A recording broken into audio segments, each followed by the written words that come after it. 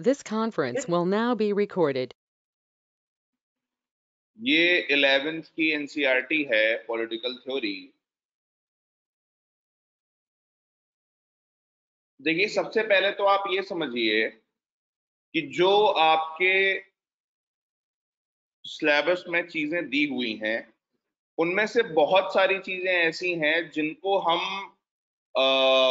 उस तरीके से सोचते नहीं है, but they are very very inter related. ठीक है, फॉर एग्जाम्पल, जब आप जीएस पेपर 1 में जाते हो तो there is a topic of Indian culture. ठीक है ना। और इंडियन कल्चर में उन्होंने बाकायदा लिख रखा है लिटरेचर, आर्किटेक्चर, स्कल्पचर, ठीक है ना, और बाकी सारे ट्रेंड्स। उसके बाद टॉपिक जो है वो है इंडियन सोसाइटी का। इंडियन सोसाइटी में भी उन्होंने लिख रखा है फीचर्स ऑफ इंडियन सोसाइटी। उसके बाद उन्होंने लिख रखा है पॉपुलेशन रिलेटेड इश्यूज। उसके बाद उन्होंने लिख रखा है रीजनलिज्म, कम्युनलिज्म, सेक्युलरिज्म। थोड़ा आप और अंदर जाते हैं, हाँ, उसके बाद भी टॉपिक है ज्योग्राफी का। ठीक है ना, जिसमें से इंडियन ज्योग्राफी के फीचर्स की बात की गई है। जीएस पेपर 2 में आप जाते हो, वहां पर है फीचर्स ऑफ इंडियन कॉन्स्टिट्यूशन। ठीक है ना। उसके बाद में आप जीएस पेपर 2 में ही जब थोड़ा नीचे आते हो तो उसमें जो है वो टॉपिक क्या है कि policies for vulnerable sections. GS paper 2 में ही आपका इंटरनेशनल रिलेशंस है। और मैंने अक्सर आपको ये बात बोली है कि इंटरनेशनल रिलेशंस जो हैं वो they always depend on the nature of society, कि उस सोसाइटी का नेचर क्या है, उस सोसाइटी का उसकी कॉन्स्टिट्यूशनल स्कीम क्या है, उसकी वैल्यूज क्या है। सिमिलरली जीएस पेपर 3 में आप जाएंगे तो वहां पर आपका टॉपिक आता है इंटरनल सिक्योरिटी का। और जीएस पेपर 4 में जब आप जाओगे तो वहां पर जो है वो फिर एथिक्स, मोरालिटी और ये सारी चीजें वहां पर आते हैं। अब बात क्या है कि ये जितने टॉपिक्स मैंने आपको बोले हैं इन्हीं सब से रिलेट करते हुए बनते हैं एस्सेज। ठीक, जैसे पिछले साल जो है वो एक एस्से बना 2020 का एक एस्से था कि culture is what we are, civilisation is what we have. उसके बाद का एक एस्से बनता है कि your perception of me is your reflection of you, my response to you is my awareness of me. तो कहने का मतलब है कि ये जितने भी इस तरह के एसेज बन रहे हैं वो इन सारी चीजों के सिंथेसिस पर ही बन रहे हैं। और हमारी दिक्कत क्या है कि जब हम टॉपिक्स पढ़ते हैं तो हम उन्हें बहुत साइलोज में पढ़ते हैं, मतलब बहुत हम उन्हें अलग अलग पढ़ते हैं। ध्यान रखिए कि किसी भी टॉपिक में जब आप पूरे सिलेबस को उठाते हो तो हर एक टॉपिक में कुछ चीजें बड़ी कॉमन होती हैं, कुछ चीजें ऐसी होती हैं जिनको आप हर एक टॉपिक के अंदर थिंकिंग पॉइंट्स की तरह यूज कर सकते हो। ठीक है, जैसे कॉन्स्टिट्यूशन का प्रियम्बल। मान लीजिए वो आपसे सवाल पूछ रहे हैं सेक्युलरिज्म पर, मान लीजिए वो आपसे सवाल पूछ रहे हैं इंटरनल सिक्योरिटी पर, मान लीजिए वो आपसे सवाल पूछ रहे हैं इंडियन कल्चर पर। Try to relate it with the constitution, try to show that you think on the lines of constitutional ethos। क्यों? उससे लगता क्या है एग्जामिनर को कि आपका थॉट प्रोसेस एक तो बहुत सॉर्टेड है और दूसरा बहुत ब्रॉड है। apart from that, also remember one thing, that when you approach syllabus, when you approach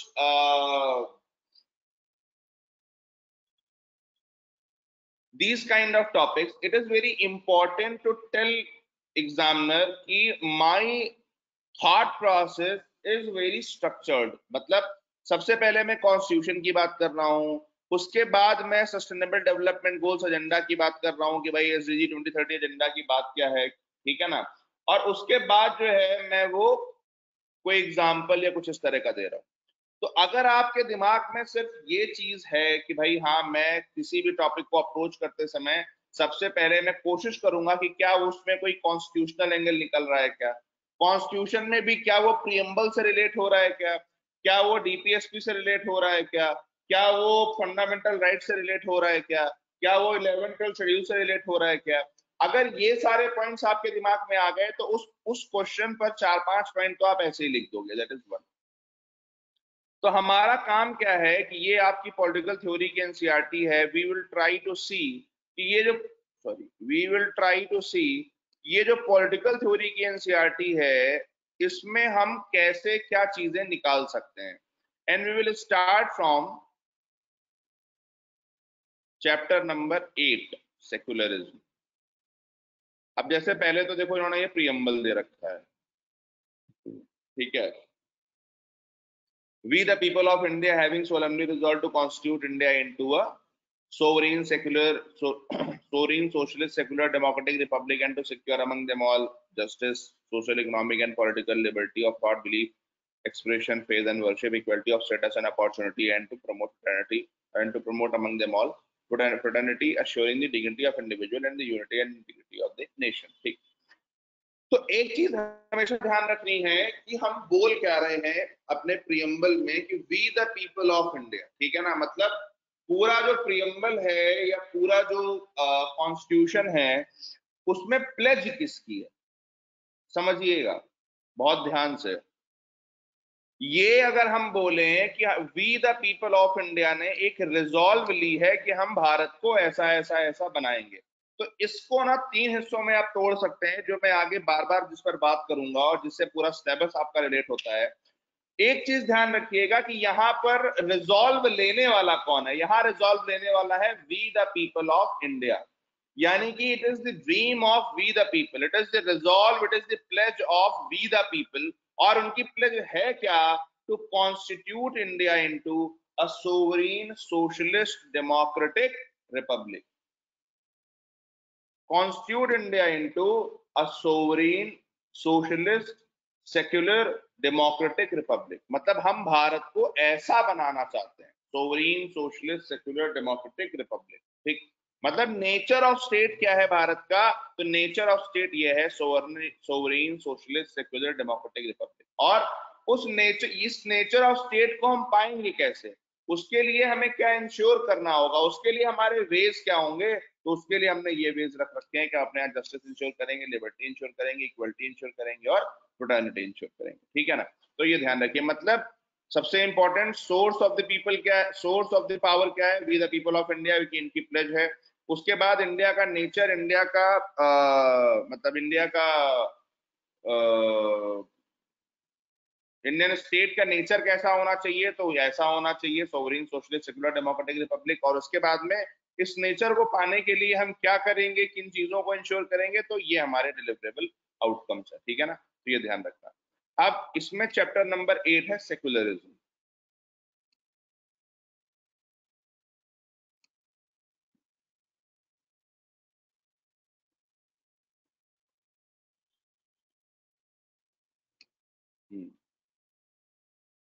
देखिए सबसे पहले ये समझिए कि जब हम एनसीईआरटी को पढ़ते हैं तो हमारे डिलीवरेबल्स क्या होते हैं, ठीक है ना। What are our deliverable outcomes?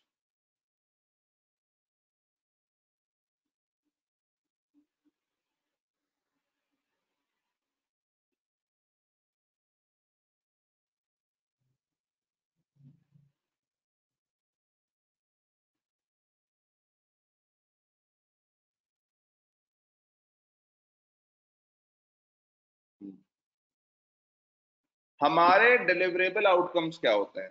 देखिए ऐसा है, हमारा सबसे पहला डिलीवरेबल आउटकम होता है just understanding the art of writing.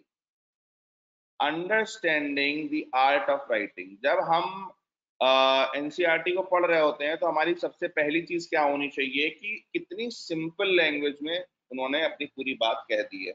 जब हम एसेज लिखते हैं तो मोस्ट ऑफ द टाइम्स क्या होता है कि हमें ये समझ नहीं आता कि हमें एसे लिखना कैसे। देखिए एसे लिखना और एनसीईआरटी के चैप्टर को प्लान करना या उसे लिखना बड़ा मतलब लगभग तरीका सेम है। जब ये लोग एनसीईआरटी का चैप्टर प्लान करते हैं तो सबसे पहले ये क्या बताते हैं कि हमारे इस चैप्टर के डिलीवरेबल्स क्या होंगे। ये दिख रहा है ना, in this chapter we will engage in this ongoing debate by asking फलाना फलाना फलाना, ठीक। और उससे पहले ये क्या कर रहे हैं, एक भूमिका दे रहे हैं। अभी चैप्टर स्टार्ट नहीं हुआ, मेरी बात को समझने की कोशिश करिए। आपसे क्या कहा जाता है कि जब आप एसेज लिख रहे होते हैं तो आपसे क्या कहा जाता है कि आप एक रूपरेखा बनाइए, एक क्या कहते हैं, एक स्ट्रक्चर बनाइए, एक उसकी फॉर्मेटिंग करिए कि हम एसे में क्या लिखने वाले हैं। तो इनकी मतलब ऑब्जेक्टिविटी देखिए कि भाई जब ये लिख रहे हैं चैप्टर, तो उस चैप्टर में इन्होंने क्लियरली ये बता दिया है कि भाई हम अंदर क्या क्या लिखने वाले हैं, ठीक है। सिमिलरली जब आप जाओगे तो इनका इंट्रोडक्शन मतलब एकदम स्टोरी बेस्ड इंट्रोडक्शन होता है कि आप इंट्रोडक्शन ऐसा हो कि आपको पढ़ने के बाद ये समझ में आ जाए कि अच्छा यार इस चैप्टर में ना कुछ ऐसा सा होगा, या you get a fair idea कि यार इस चैप्टर में ना ये होने वाला है। प्रॉब्लम क्या होता है कि हम लोग कई बार इंट्रोडक्शन को बहुत बोरिंग बना देते हैं, ठीक है। मतलब हम लोग जब एस्से लिखते हैं तो एस्से के इंट्रोडक्शन में बहुत फैक्ट्स डाल देते हैं या बहुत इस तरह की चीजें डाल देते हैं, वो फिर मतलब वो हमारे हिस्से को एवरेज बना देते हैं। मतलब बंदा अगर आप लिख भी रहे हो ना, तो बंदे को लगता है, एग्जामिनर को लगता है कि यार ये मतलब he is not still convinced कि आपको टॉपिक समझ में भी आया है या नहीं। बट जब आप एग्जाम्पल से शुरू करते हो तो क्या होता है, एग्जामिनर को लगता है कि यार हाँ मतलब इस बंदे को एकदम ये एस्से के पास चल रहा है। क्यों? क्योंकि मेंस की जो स्कीम है उसमें लिखा क्या हुआ है, जो एस्से का पेपर है मेंस की स्कीम में, उसमें लिखा हुआ है the marks will be awarded for effective and exact expression. The marks will be awarded for effective and exact expression. और जो ये शब्द है इफेक्टिव एंड एग्जैक्ट एक्सप्रेशन, इसमें बिल्कुल क्लियर बात ये ध्यान रखिएगा कि जितना आप टॉपिक के आसपास रहोगे उतना ही आपको फायदा होने वाला है। जितना आप टॉपिक के आसपास रहोगे उतना ही ज्यादा आपको फायदा होने वाला है। जैसे ही आप टॉपिक से थोड़ा भटकोगे आपके नंबर काट लिए जाए, ठीक। और एक तीसरी चीज, इनकी लैंग्वेज देखो। मतलब I can not emphasize enough on this. अक्सर क्या होता है कि हमारे यहाँ के लोग जब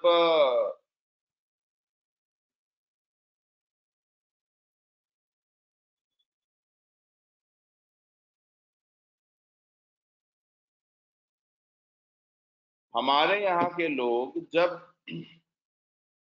लिखना चालू करते हैं तो उन्हें लगता है कि अरे यार हमें ना बड़ी मतलब वो होमर की इलियड जैसी या शेक्सपियर जैसी इंग्लिश लिखनी है। अरे भैया ऐसा नहीं होता।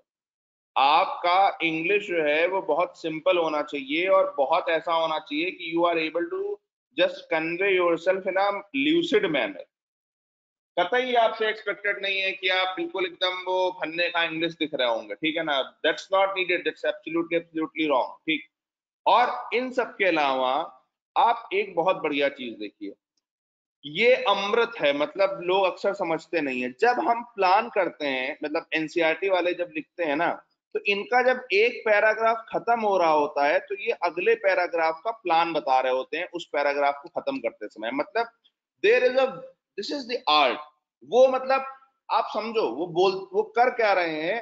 वो जब एक पैराग्राफ को खत्म कर रहे हैं तो उस पैराग्राफ की आखिरी लाइन में ये बता रहे हैं कि व्हाट्स नेक्स्ट, अगला क्या आने वाला है। पानी, व्हाट्स नेक्स्ट, अगला क्या आने वाला है, अगले पैराग्राफ में क्या आने वाला है। जैसे यहाँ पर उन्होंने लिखा such examples remind us of continuing importance of secularism for people and societies in today's world। अब क्या बोला, सच एग्जाम्पल्स, और यहां से उन्होंने क्या कर दिया, एग्जाम्पल्स देने चालू कर दिए, ठीक। सिमिलरली जैसे मान लीजिए यहां तक इन्होंने एग्जाम्पल दिए, उसके बाद क्या बोला यहाँ पर, some might even say that these incidents are instances of religious persecution and they reflect inter-religious domination। फिर उन्होंने क्या बताया इंटर रिलीजियस डोमिनेशन के बारे में। अगर आप ये आर्ट सीख गए तो आपके हिस्से में कम से कम 10 से 15 नंबर की बढ़ोतरी होनी तय है। आप रोक ही नहीं सकता कोई आप,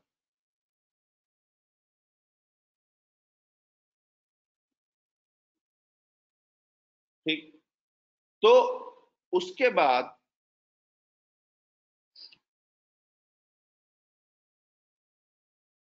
एक अगला जो आउटकम होता है एनसीईआरटी का वो होता है ये, जैसे इन्होंने लिखा है Nehru on socialism, sorry secularism. ऐसे ये और भी एग्जांपल्स देते हैं। तो जब आप पढ़ते हो तो आपको एनसीईआरटी से दो चीजें और मिलती हैं। पहला एग्जाम्पल्स। अच्छा दिक्कत क्या है, जैसे मैं अभी आऊंगा, जैसे मान लो वहां सिखों का एग्जाम्पल दिया है, वहां पर कश्मीरी हिंदूज का एग्जाम्पल दिया है, वहां पर ज्यूश का एग्जाम्पल दिया है, ठीक है ना, ये सारे एग्जाम्पल्स दे रखे हैं। तो आपको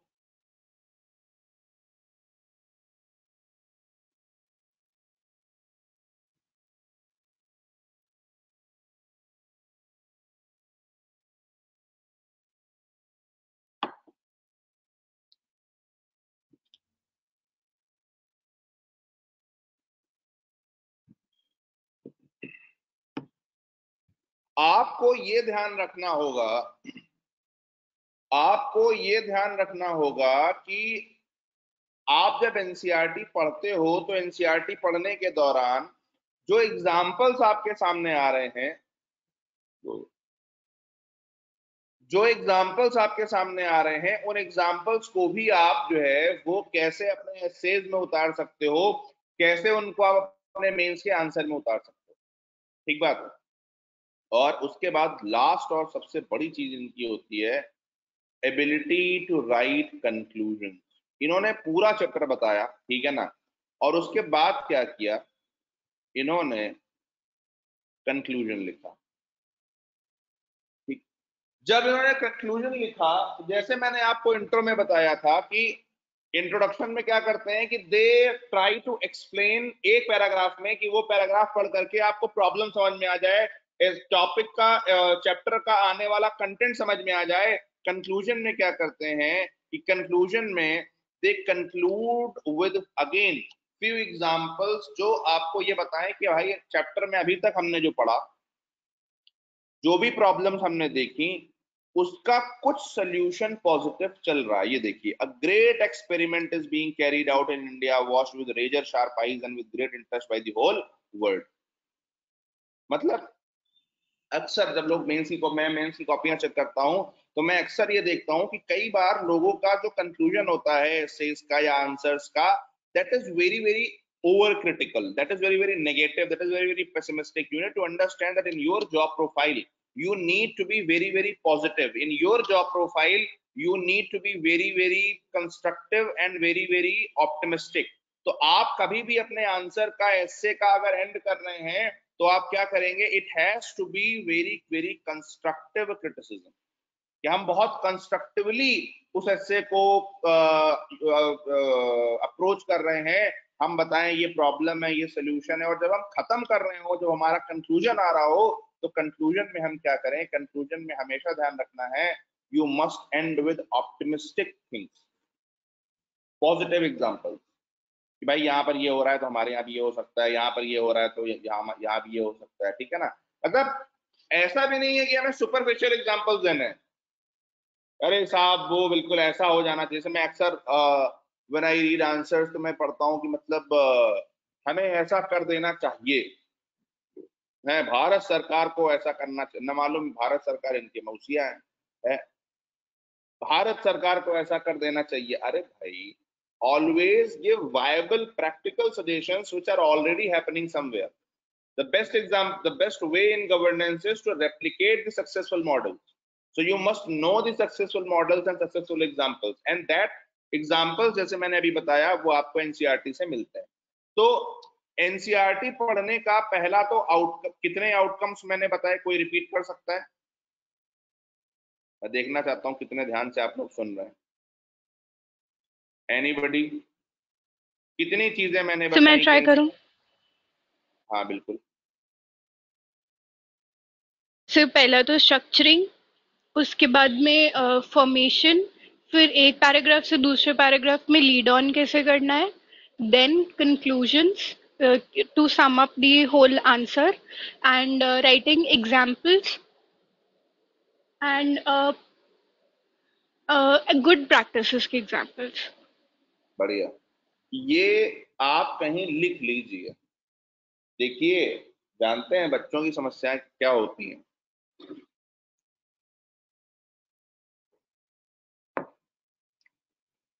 उनको किताब के लर्निंग आउटकम्स नहीं पता होते हैं। ठीक है, जब हम कोई किताब पढ़ते हैं, जब हम कोई एनसीईआरटी पढ़ते हैं, तो एनसीईआरटी से निकालना क्या क्या होता है।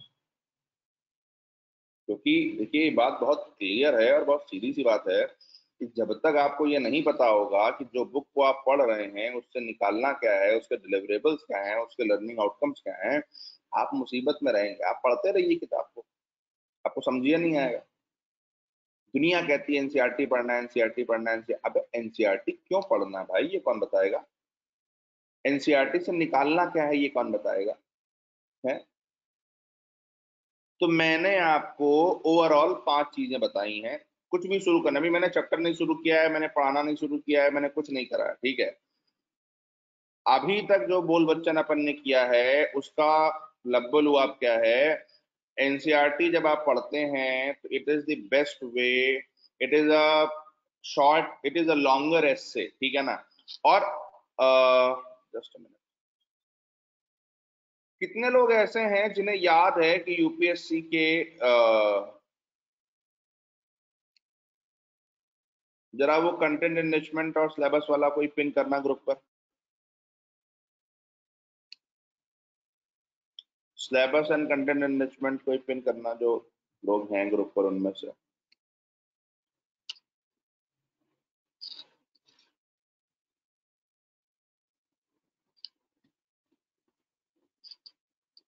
हम्म अब 2 चीजों पर ध्यान दीजिए। ये जो मेंस की स्कीम है इसमें क्या लिख रखा है, the candidates must give relevant. तो जब आप एग्जाम्पल दे रहे हो तो आप रेलेवेंट हो रहे हो। जब आप उस, जैसे मैंने कहा, उस टॉपिक के आसपास घूम रहे हो तो आप मीनिंगफुल हो रहे हो, ठीक है ना, मीनिंगफुल, ठीक। और अगर आप एस्से पेपर की तरफ चले तो देखिए यहाँ क्या लिखा हुआ है, paper 1 essay, candidates may be required to write essays on multiple topics. They will be expected to keep closely to the subject of the essay to arrange their ideas in orderly fashion. और उसके बाद क्या लिखा हुआ है, credit will be given for effective and exact expression.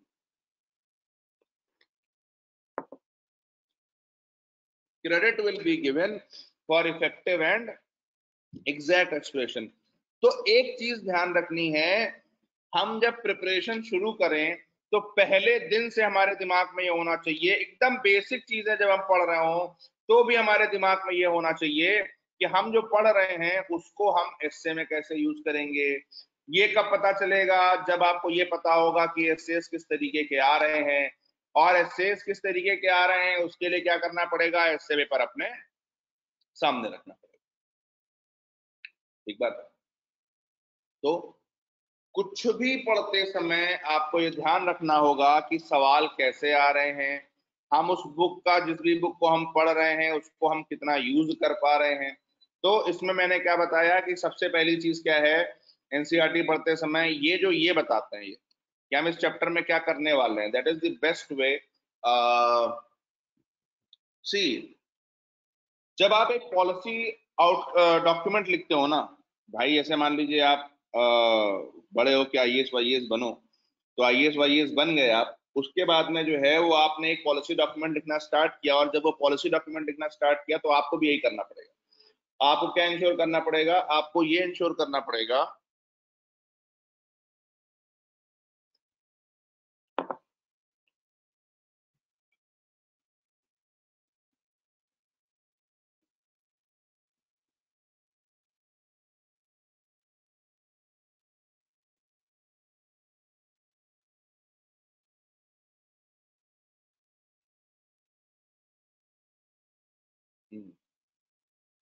आपको ये ensure करना पड़ेगा कि आप बताएं कि भाई इस चैप्टर में जो हम, मतलब हम ये जो लिख रहे हैं पॉलिसी डॉक्यूमेंट, इसमें हमने क्या क्या किया है, हमारे डिलिवरेबल्स क्या है। तो ये जो चीज ये करते हैं, ये क्या होती है, एस्से लिखने से पहले जो आप अपने एस्से को स्ट्रक्चर करते हो कि भाई अपने एस्से में हम ये बात लिखेंगे, वो लिखना नहीं होता है एस्से में, वो आपके अपने लिए होता है, लेकिन उससे आप ऑब्जेक्टिव रहते हो। सी, व्हाट इज दिस, अभी अभी आपने पढ़ा ना, to keep closely to the topic of the essay, पढ़ा या नहीं पढ़ा? एस्से के पेपर में यूपीएससी की गाइडलाइन में लिखा हुआ है ना, to keep closely to the topic of essay. जब आप ये करते हो तो आप कर क्या रहे हो, you are keeping closely to the topic of essay.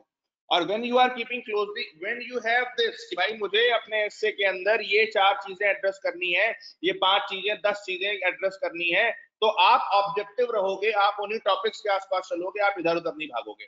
The worst thing that happens is कि आपने एस्से को प्लान नहीं करा, आपने एस्से का ये स्ट्रक्चर नहीं बनाया, आप जब ने लिखना शुरू किया तो एक चीज से दूसरी चीज आप कूदते जा रहे हो, और उस कूदने की वजह से क्या हो रहा है, आप टॉपिक से भाग रहे हो।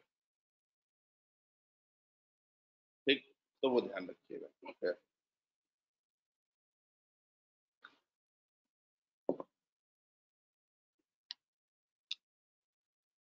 तो पहला मैंने आपको बताया स्ट्रक्चर, दूसरा मैंने आपको बताया इंट्रो कैसा होना चाहिए। इंट्रो बहुत ल्यूसिड और बहुत सिंपल होना चाहिए, जिसमें से आप क्या कर पा रहे हो, आप ये बता पा रहे हो एग्जामिनर को कि भाई मैंने टॉपिक समझ लिया है। एग्जाम्पल के माध्यम से आपने एग्जामिनर को ये बता दिया कि भाई मैंने टॉपिक को अच्छे से समझ लिया है। उसके बाद आपने क्या किया, पैराग्राफ्स को इंटर रिलेट करना। ठीक, पैराग्राफ्स को इंटर रिलेट करना, जैसे मैंने आपको मान लो यहाँ पर बताया कि इंटर रिलीजियस डोमिनेशन की बात कर रहे हैं, फिर यहाँ पे आकर के वो इंटर रिलीजियस डोमिनेशन पर शुरू हो रहा है। तो क्या है कि लिंक चेन बनी रहेगी। ठीक, तीसरी चीज मैंने आपको क्या बताई, एग्जाम्पल्स। चौथी चीज मैंने आपको क्या बताई, एग्जाम्पल्स के साथ साथ में कि जो इस तरह के फेमस लोगों के कोट्स आ रहे हैं उन्हें आप एसए में यूज कर सकते हो, बेस्ट प्रैक्टिसेस जो आ रही हैं उन्हें यूज कर सकते हो, और उसके अलावा लैंग्वेज देखिए कि लैंग्वेज कितनी सिंपल है। और आखिरी चीज मैंने आपको क्या बताई, कंक्लूजन। ठीक, तो ये ध्यान रखिए। अब हम जरा पढ़ना शुरू करते हैं।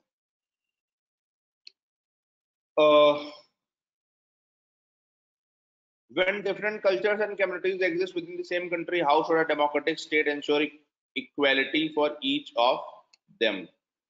ठीक, यानी कि एक चीज और ध्यान रखनी है, वो क्या है, एक चीज और ध्यान रखनी है वो क्या है कि जब आपके यहाँ पर डिफरेंट कम्युनिटीज हो, डिफरेंट रिलीजन्स हो, तो आपको उनके लिए इंश्योर क्या करना है, इक्वेलिटी। यानी कि सेक्युलरिज्म में हम करते क्या है, सेक्युलरिज्म में हम ये इंश्योर करते हैं कि हमारे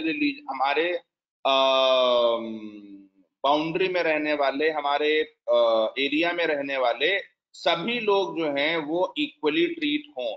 यानी कि सेक्युलरिज्म का जो बेसिस है, सेक्युलरिज्म का जो एसेंस है वो क्या है, इक्वलिटी है।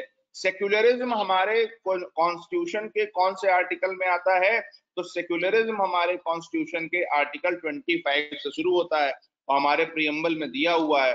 लेकिन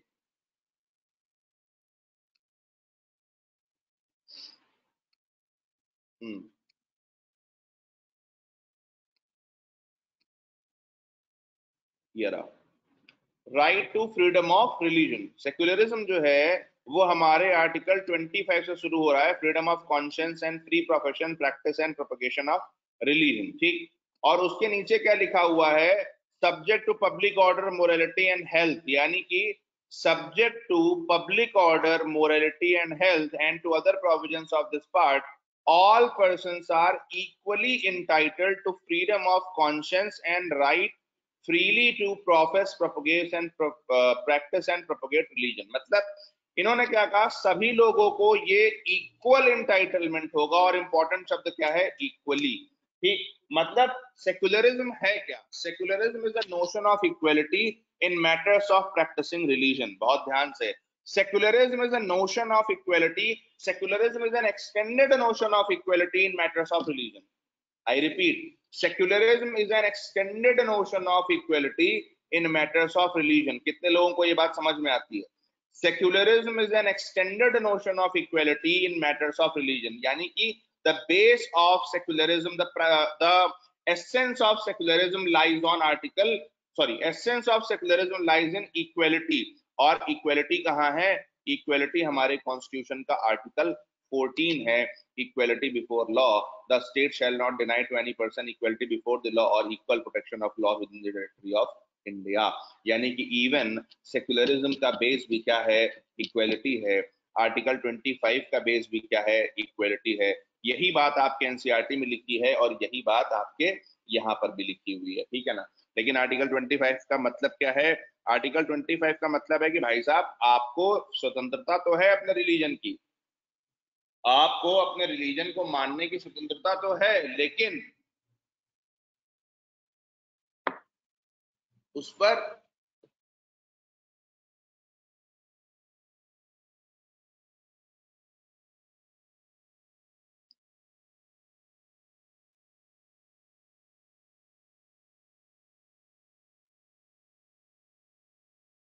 उस पर देयर आर सम चेक्स, और वो चेक्स क्या हैं? Public order, health and morality. मतलब अगर आपका राइट टू प्रोफेस रिलीजन, अगर आपका right to profess religion obstructs public order, morality and health in any way, आपका right to profess religion obstructs public order, morality and health in any way, what will happen?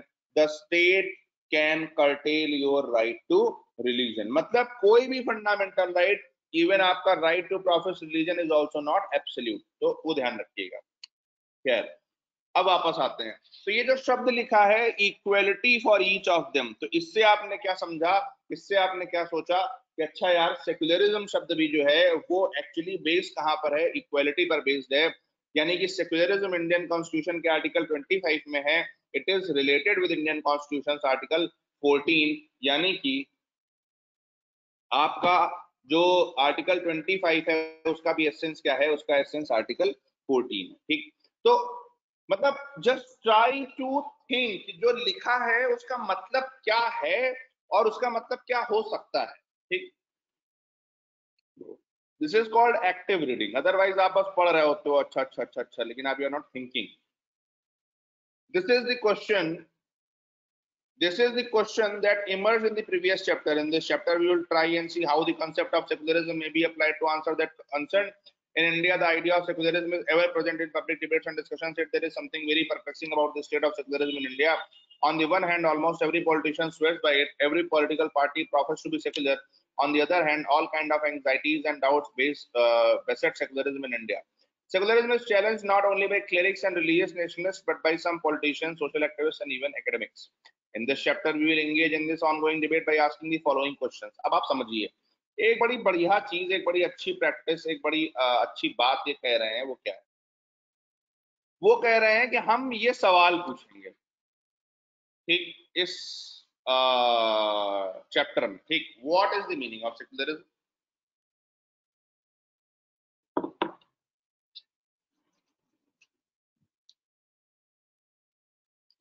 Is secularism a Western implant on Indian soil?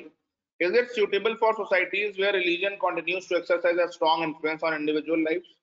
Does secularism show partiality? Does it pamper minorities? Is secularism anti-religious? ठीक, अब देखिए, जब इन्होंने ये clearly कह दिया कि भाई हम ये 5 सवाल पूछेंगे, तो जो पढ़ने वाला है अब उसको एक आइडिया मिल गया कि भैया इनके जो ये इन्होंने धनतेरस लिखी हुई है, चैप्टर इन्होंने जो लिखा हुआ है, इसके अंदर में ये 4-5 चीजें होने की संभावना है। ठीक है ना, तो वो ध्यान रखिएगा। फिर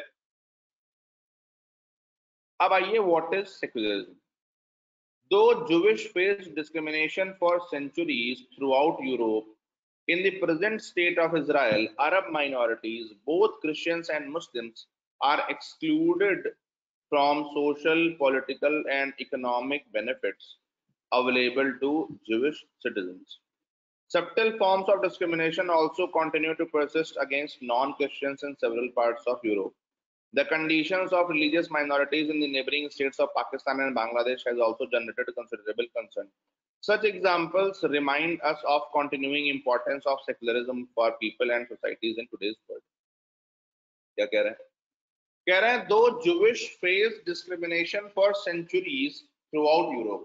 जो Jewish लोग थे उन्होंने सेंचुरीज तक जो है वो डिस्क्रिमिनेशन झेला है यूरोप में। ठीक है ना, आज के प्रेजेंट स्टेट ऑफ इजराइल में अरब माइनॉरिटीज जो हैं, चाहे वो क्रिश्चियन हो चाहे वो मुस्लिम्स हो, they are excluded from social, political and economic benefits available to Jewish citizen. यानी कि कुछ बेनिफिट्स ऐसे हैं, मतलब ऐसा नहीं है कि वहां पर मतलब बिल्कुल ही इजराइल में ऐसा है कि सारे बेनिफिट कुछ भी नहीं दिया जा रहा है, ऐसा नहीं है। कुछ बेनिफिट्स ऐसे हैं जो वहां पर एक्सक्लूसिवली जो ज्यूइश सिटीजन हैं उन्हीं को दिए जाते हैं। ठीक है ना, क्यों? क्योंकि Israel was the state of Israel was made on the basis of religion only. भाई उनका ये था कि हमारे रिलीजन को पूरी दुनिया में परसिक्यूट किया गया है, तो हम क्या करेंगे, हम ज्यूइश रिलीजन के आधार पर अपना एक स्टेट खड़ा करेंगे।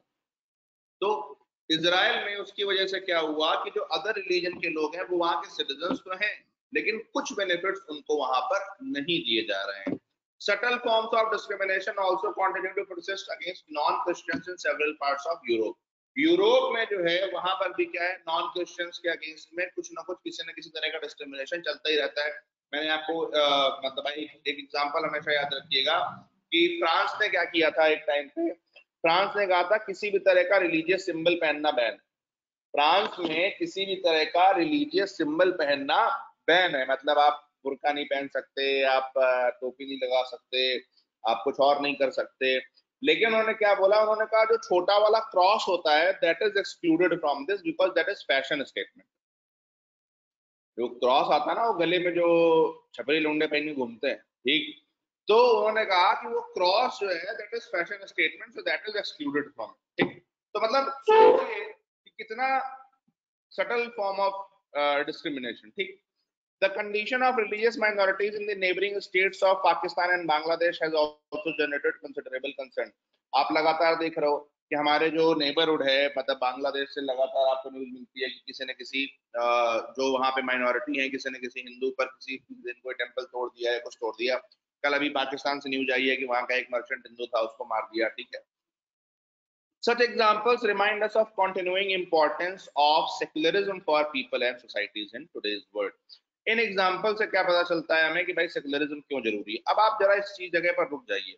इंट्रोडक्शन में बंदे ने क्या किया, इंट्रोडक्शन में बंदे ने ये इंश्योर कर दिया, इंट्रोडक्शन में बंदे ने ये इंश्योर कर दिया कि you understand the importance, you understand the importance of the chapter, या यूं कहें कि व्यक्ति ने ये इंश्योर कर दिया कि आप जो है चैप्टर में जो कुछ आने वाला है उसको एक आइडिया लगा लें, और एग्जामिनर को ये पता चल गया कि यार ये बंदा इंपॉर्टेंट समझ रहा है सेकुलरिज्म, ठीक। कैसे किया, एग्जाम्पल। जब भी, अभी तो शुरुआत है, जब आगे बढ़ेंगे मैं आपको कहानियां सुनाऊंगा। मान लो मैं इजराइल की कहानी सुना रहा हूँ, मैरोनाइट क्रिश्चियंस की कहानी सुना रहा हूँ, या अलावाइट माइनॉरिटीज की कहानी सुना रहा हूँ। हमेशा उन कहानियों को बड़ा ध्यान से सुनिए और उनको लिखिए। काहे कि जब उनको सुनेंगे और उनको लिखेंगे तो होगा क्या कि आपका जो एग्जाम्पल सेट है वो डाइवर्स होगा।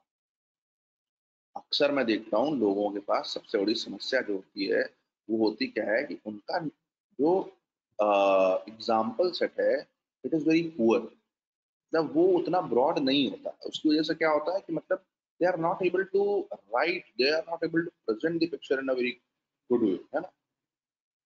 फिर inter-religious domination. In our own country, the constitution declares that every Indian citizen has the right to live with freedom and dignity in any part of the country. Yet in reality, many forms of exclusion and discrimination continue to persist. Consider three most stark examples. More than 2,700 Sikhs were massacred in Delhi and many other parts of the country in 1984. The families of victims feel that the guilty were not punished. Several thousands of Hindu Kashmiri Pandits have been forced to leave their homes in the Kashmir Valley. They have not been able to return to their homes for more than 2 decades. More than 1,000 persons, mostly Muslims, were massacred during the post-Godhra riots in Gujarat in 2002. The surviving members of many of these families could not go back to the villages in which they lived. समझिए इन्होंने क्या किया, इन्होंने कहा देखिए अब आप एक चीज समझिए, आप ओपननेस देखो बुक की, ठीक है ना। और ये जो किताब है ये नई किताब है, मतलब ये अभी 6 महीने पहले आई है एडिट होकर के दोबारा। आप इस किताब की ओपननेस देखिए, ऐसा नहीं है कि it is driven by any kind of political ideology या कुछ ऐसा वो है।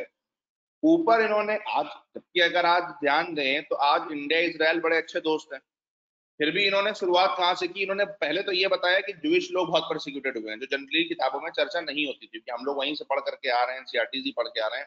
फिर उन्होंने क्या बोला, इन्होंने कहा लेकिन उसके बावजूद भी जो है वो ज्यूइश लोग जो है, मतलब ज्यूइश स्टेट में कुछ अधिकार नहीं दिए जा रहे हैं। उसके बाद ये इंडिया की जब बात कर रहे हैं तो ये इक्वली भाई नहीं, सिख का मैसेकर हुआ, हिंदूज का मैसेकर हुआ और मुस्लिम्स के साथ भी गलत हुआ, ठीक।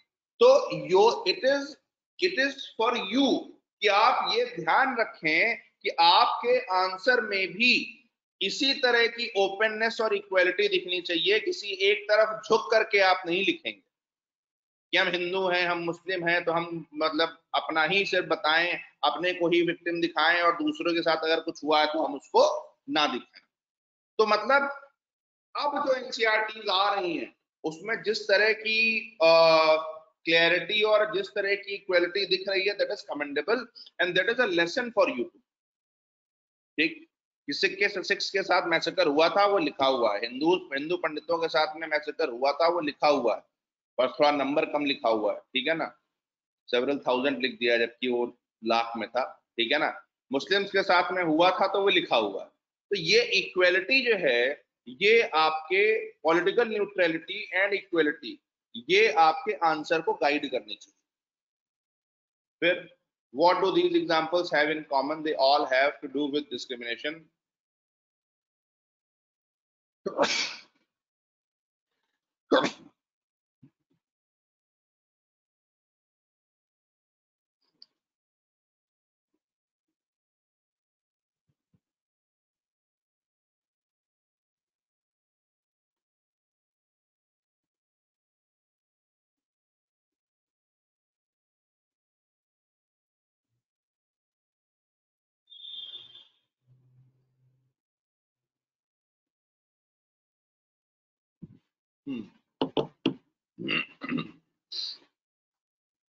What do these examples have in common? They all have to do with discrimination in one form or the other.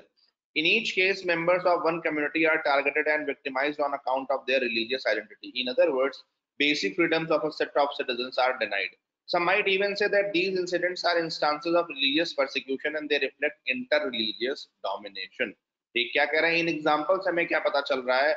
They all have to do with discrimination in one form or the other. In each case, members of one community are targeted and victimized on account of their religious identity. ठीक है ना। उसके बाद, in other words, basic freedoms of a set of citizens are denied. Basic शब्द समझिए, basic freedoms of a set of citizens are denied. Some might even say that these incidents are instances of religious persecution and they reflect inter-religious domination.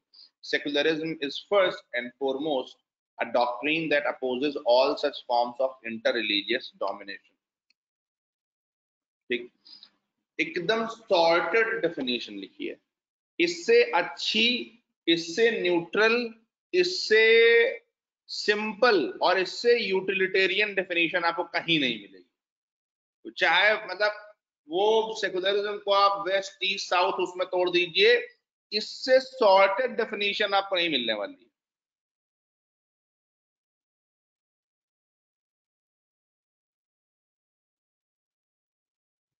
Secularism is first and foremost a doctrine that opposes all such forms of inter-religious domination.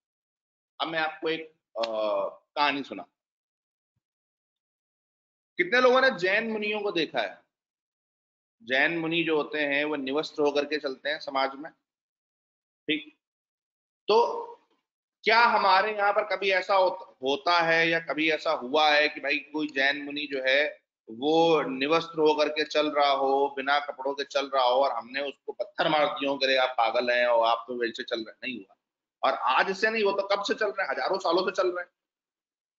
Shvetambar Digambar में जो, तो what happened, we accepted it. Second example, हमारे यहाँ बौद्धिज्म शुरू हुआ। बौद्धिज्म ने क्या कहा? शून्यवाद। बौद्धिज्म ने कहा कि भाई दुनिया में जो है वो कुछ रखा नहीं है और एवरीथिंग इज माया और आपको इससे ऊपर उठना चाहिए। सब जो है ये जो चीजों के पीछे आप भाग रहे हो, इन सब का जो कारण है वो तृष्णा है, इन सब का कारण जो है वो इच्छा है, और इच्छा ही आपको दुख की ओर ले के जाती है। तो आप you must give away everything. लेकिन उस समय पर सनातन धर्म में जो है क्या चल रहा था? सनातन धर्म वॉज अ बैलेंस ऑफ ब्रह्मचर्य, गृहस्थ, वानप्रस्थ और सन्यास। मतलब हमारे यहाँ पर हमारी लाइफ जो थी वो 4 हिस्सों में डिवाइडेड थी, और वो चारों हिस्सों में there was a balance of sacrifice, मतलब त्याग करने का, ये सब छोड़ने का, और गृहस्थ जीवन को भोग करने का, कि भाई एक समय है होगा जब आप गृहस्थ जीवन को भोग करोगे और उसके बाद जो है आप त्याग कर सकते हैं और आप उसमें जा सकते हैं। मतलब हमारे यहाँ पर कॉम्बिनेशन था दोनों चीजों को, और बौद्ध धर्म जो है वो सिर्फ मतलब बौद्ध जो वो है वो सिर्फ और सिर्फ शून्यवाद की बात कर रहा था। तर्क हुआ दोनों धर्मों में। बहुत फेमस एग्जाम्पल है जब भगवान बुद्ध के जो शिष्य थे वो जो है वो कश्मीरी पंडितों से जो शैविज्म के वो थे उनसे तर्क करने लगे और वहां पर डिबेट हुई, ठीक। लेकिन क्या परसिक्यूशन हुआ? क्या सनातन धर्म के फॉलोअर्स ने बिल्कुल बौद्ध धर्म को खत्म कर दिया या उनको मारा पीटा, ऐसा किया नहीं हुआ। सिमिलरली हमारे यहाँ मुनि चारवाक हुए। चारवाक ने क्या बोला? यावत जीवेत सुखम जीवेत, जब तक जियो सुखी होके जियो। ऋणम कृत्वा घृतम पिबेत, खूब सारा लोन लो, उधार लो और मस्त बढ़िया घी पियो आराम से, है। मतलब he was advocating a very very materialistic approach. क्या उनको किसी ने मार दिया? क्या उनको किसी ने वो किया? नहीं किया। ठीक है, आपका भी मत है, आप बोलिए, लोगों को समझ में आएगा तो फॉलो करेंगे। वेदों की अथॉरिटी को चैलेंज किया गया, किसी ने बोला कि भाई आप, ठीक है, वाद विवाद हुए, डिस्कशंस हुए, लेकिन किसी ने ये बोला कि हम तुमको मार देंगे और ये गलत है, ये फलाना है, नहीं बोला। आप सोचिए, एक भूमि में एक जगह पर काउंटर कल्चर्स क्रिएट होते हैं, सॉरी, एक जगह पर काउंटर रिलीजियस डॉक्ट्रिन्स क्रिएट होती हैं कि भाई हमारे यहाँ पहले वैदिक कल्चर था, उसके बाद उपनिषद आए, उपनिषदों ने ही सवाल उठाना चालू किया वेदों पर, तो क्या हमने उपनिषदों को वही, अरे हम नहीं मानेंगे? नहीं, ऐसा नहीं। फिर जो वैदिक वो था उसको बौद्धिज्म ने, जैनिज्म ने चैलेंज करना शुरू किया। हमने कहा ओके ठीक है, जो आपने ये चीजें बताई हैं हम उनको इम्प्रूव करेंगे, उनमें सुधार करने की कोशिश करेंगे।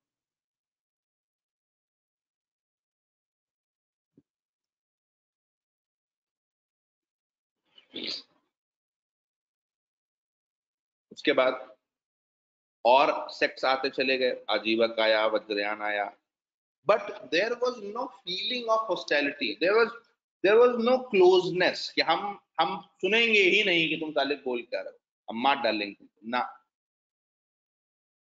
हमने क्या इंश्योर किया? हमने इंश्योर किया the process of triple Ds, debate, discussion और डिलिब्रेशन। इससे हुआ क्या? देखिए, इससे हुआ ये कि पहला तो एक कल्चर स्थापित हुआ, किस चीज का?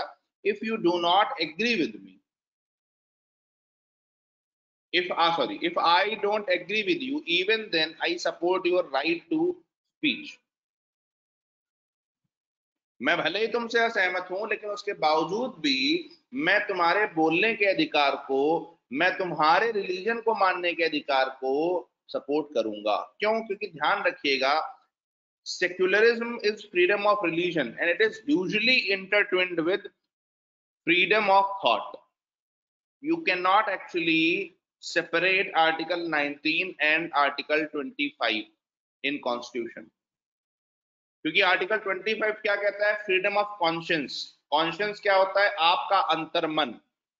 और आर्टिकल 19 क्या कहता है? कि freedom of thought and expression. तो थॉट कॉन्शियंस से ही तो आता है।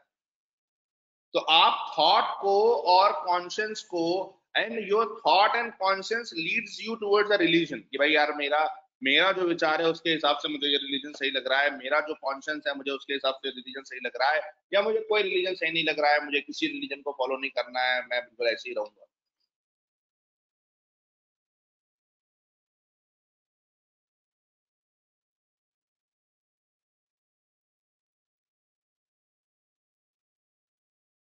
तो you can not separate article 19 freedom of thought and expression and article 25 freedom of conscience and right to profess, propagate and practice religion।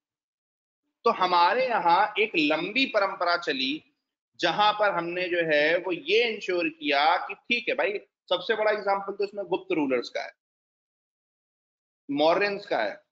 Chandragupta स्वयं स्वयं जो है वो सनातन धर्म से था, उसके बाद वो जैन हो गया। जब वो जैन हुआ उसके बावजूद भी उसने बौद्धों को प्रमोट किया।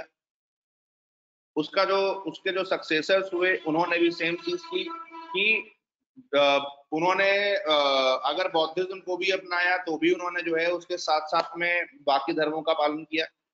गुप्त काल में जाइए तो गुप्त काल में आप देखते हैं कि वो सनातन धर्म को मान रहे हैं, लेकिन उसके बावजूद भी वो जैनों को डोनेट कर रहे हैं, उसके बावजूद भी वो बौद्धों को डोनेट कर रहे हैं।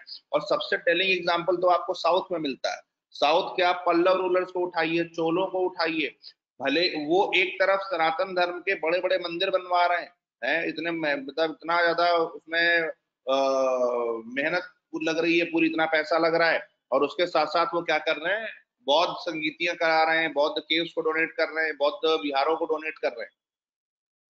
तो कहने का मतलब क्या है कि we come from a culture. Now I am relating secularism with the, जहां से मैंने शुरू किया था कि जीएस पेपर 1 में कल्चर भी है, जीएस पेपर 1 में सेकुलरिज्म है, जीएस पेपर 1 में Indian society and its features है। तो Indian society and its features में पहला पॉइंट होता है डाइवर्सिटी। डाइवर्सिटी जो इंडियन सोसाइटी का हिस्सा है, respect for diversity was our culture, and because of this culture or of respect for diversity, it guides Indian model of secularism जो GS paper 1 में लिखा है। And Indian model of secularism is protected in constitution जो GS paper 2 के features of constitution का हिस्सा है। इसमें कोई डाउट किसी को हो तो पहले वो बताएं, कुछ बोलना है, कोई डाउट है, कोई समस्या है यहाँ तक? एवरीबडी,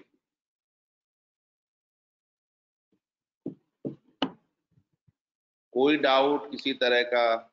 बाकी लोग हो रहे हैं क्या?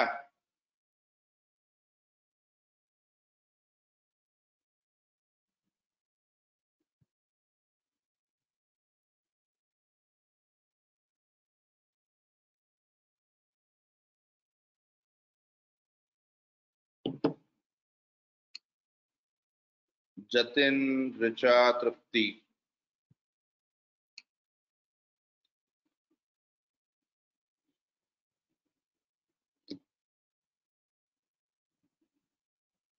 ठीक है।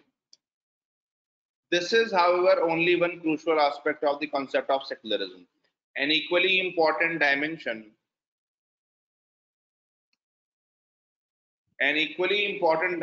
of secularism is its opposition to intra-religious domination. Let us get deeper into this issue. Intra-religious domination. Some people believe that religion is merely the opium of the masses. देखिए, मार्क्स के मजे ले लिए, ठीक है। मार्क्स ये कहते थे कि religion is opium for the masses, तो एनसीईआरटी वालों ने मार्क्स के मजे ले लिए हैं और ये बताया है कि मार्क्स को समझ नहीं आता था कि रिलीजन जो है वो क्या होता है, क्योंकि फॉर हिम रिलीजन वाज जो वेस्ट के लिए रिलीजन था वो उसके लिए रिलीजन था। तो धीरे से मार्क्स के मजे ले लिए।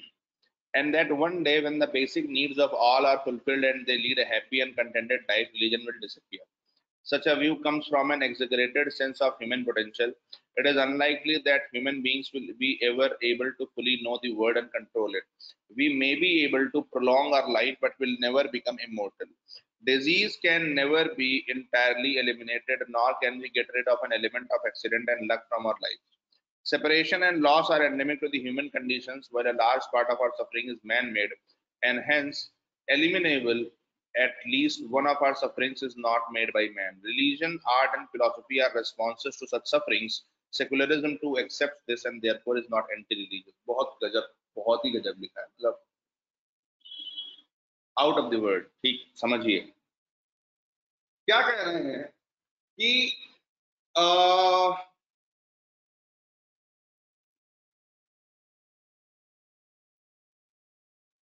एक विचार है, एक थॉट है। वो थॉट क्या है?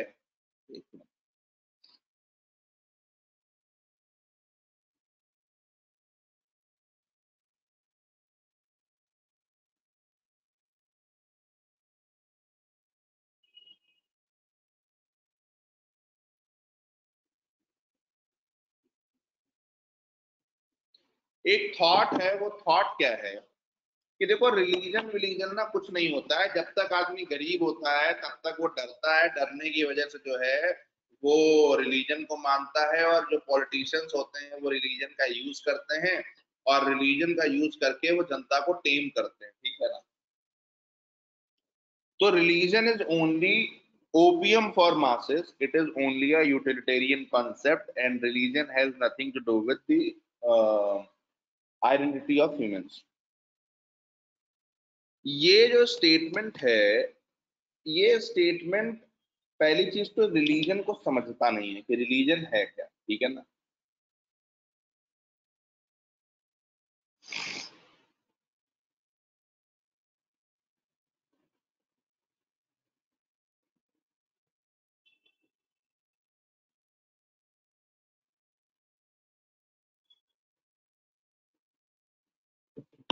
ये स्टेटमेंट रिलीजन को समझता नहीं है कि रिलीजन है क्या और रिलीजन का पोटेंशियल क्या है। देखिए, ऐसा है कि वेस्ट में जो रिलीजन था उसका कॉन्सेप्ट क्या था कि वेस्ट में religion was used as a tool to control the masses. It was a political tool, right, rather than a cultural identity. एक तो ये जो दो शब्द है ना, रिलीजन, और उसका हिंदी ट्रांसलेशन हम कर देते हैं धर्म, ये मतलब किसी भी तरह से सही नहीं है, क्योंकि धर्म अपने आप में बहुत ब्रॉड और बहुत बड़ा शब्द है रादर देन रिलीजन, ठीक।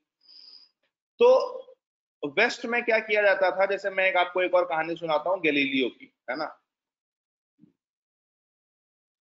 गैलीलियो ने कहा, he was a scientist, Galileo ने कहा कि earth is round and earth rotates around the sun, and because earth is round and earth rotates around the sun, so there is no concept of hell और heaven, कि जो आप कहते हो कि हेल है और हेवन है, ऐसा कोई कंसेप्ट नहीं है। तो हुआ क्या कि लोगों ने नहीं, चर्च ने गैलीलियो को पकड़ के मार दिया, ठीक। क्यों? क्योंकि तुम चर्च के को क्वेश्चन कर रहे हो। भाई हेल है, हेवन है, ये चर्च ने बोल रखा है, and how can you dare to question church. तो गैलीलियो को पकड़ के मार दिया। अब आप समझो रिलीजन ने क्या किया।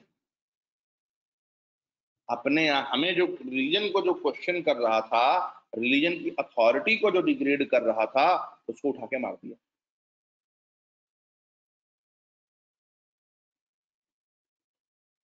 ऐसी स्थिति में religion there was a tool of political control. बहुत ध्यान से सुनना, religion there was a tool of political control. But what was the religion for us? Chanakya ने कहा, प्रजा सुखे सुखम राज्ञः, प्रजा सुखे सुखम राज्ञः प्रजानाम तु हिते हितम। मतलब प्रजा के सुख में राजा का सुख है, प्रजा के हित में राजा का हित है। और उसके बाद चाणक्य ने क्या कहा कि अगर कोई राजा ऐसा है जो प्रजा का पालन नहीं करेगा, प्रजा का वेलफेयर नहीं करेगा, प्रजा का सोशल वेलफेयर नहीं करेगा, प्रजा के लिए काम नहीं करेगा, तो वो जो राजा है वो नरक का भागी होगा, वो नरक में जाएगा। अब समझिए, ये जो शब्द है कि राजा अगर प्रजा का सही से पालन नहीं करेगा तो वो नरक में जाएगा, इसका मतलब क्या था? मतलब ये था कि आपने यहाँ रिलीजन को पब्लिक वेलफेयर के लिए यूज किया और आपने राजा को डराने के लिए इसका उपयोग किया। दूसरा, हमारे लिए रिलीजन क्या था? हमारे लिए religion was not it's not the political identity. हमारे लिए religion was a way of life. For example, हमने क्या किया, हमारे रिलीजन ने हमें क्या सिखाया? पहली चीज कि ऋतस्य यथा प्रेत, और ये बताया कि भाई हमारे लिए सबसे बड़ा जो धर्म है दैट इज ऋत। अब जो लोग नहीं जानते हैं, ऋतस्य यथा प्रेत का मतलब होता है to live in tunes with the ecological balance. ऋत शब्द का मतलब होता है, ऋत शब्द का मतलब होता है कि इकोलॉजिकल बैलेंस, यानी कि मानव और प्रकृति का संतुलन। और हमारे यहाँ हमारे धर्म में क्या बोला गया कि आपका सबसे बड़ा धर्म है ऋत को मेंटेन करना, यानी इकोलॉजिकल बैलेंस को मेंटेन करना। क्यों? क्योंकि क्यों? क्योंकि जब आप इकोलॉजिकल बैलेंस को मेंटेन करोगे, जब आप इकोलॉजिकल बैलेंस को मेंटेन करोगे तो होगा क्या, you will be able to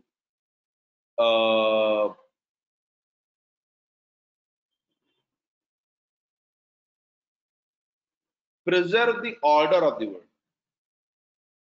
जब आप इकोलॉजिकल बैलेंस को मेंटेन करोगे तो you will be able to preserve the order of the world, और उससे क्या होगा, आपकी जो आपके आसपास का जो एनवायरनमेंट है, आपके जो आसपास की चीजें हैं, जो लिविंग बीइंग्स हैं, जो मदर अर्थ है, दैट कैन एग्जिस्ट।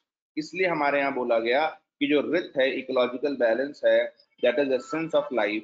लाइफ ही सत्य है, लाइफ ही नहीं होगी तो मतलब सत्य क्या है, आप अपने आसपास जो देख रहे हो वही सत्य है, कि लाइफ एग्जिस्ट कर रही है, पृथ्वी है, यही सत्य है, और सत्य ही जो है वो धर्म है। तो हमारे यहाँ क्या बोला गया कि ecological balance uphold the truth, सत्य, that is why it is the biggest dharma. तो हमारे लिए धर्म क्या है, मेंटेनिंग इकोलॉजिकल बैलेंस। वहां पर धर्म क्या है, it is a political identity. That is why this person Karl Marx was not able to understand the concept of Indian, the Indian method या इंडियन कॉन्सेप्ट ऑफ धर्म। ठीक, जब 2020 में ना ये वाला एस्से आया था, आ गया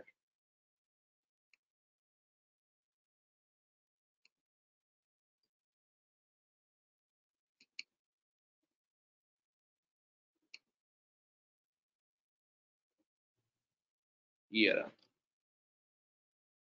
culture is what we are and civilization is what we have. ठीक, तो ये जो मैं एग्जांपल दे रहा हूं ना लगातार आपको, मेरे एग्जांपल्स हमेशा जो है वो एसेज को ध्यान में रख करके चलते हैं, कि अगर आपने इन एग्जांपल्स को सही से नोट डाउन कर लिया तो आपके एसेज का काम बनने का हो जाएगा। ठीक है ना।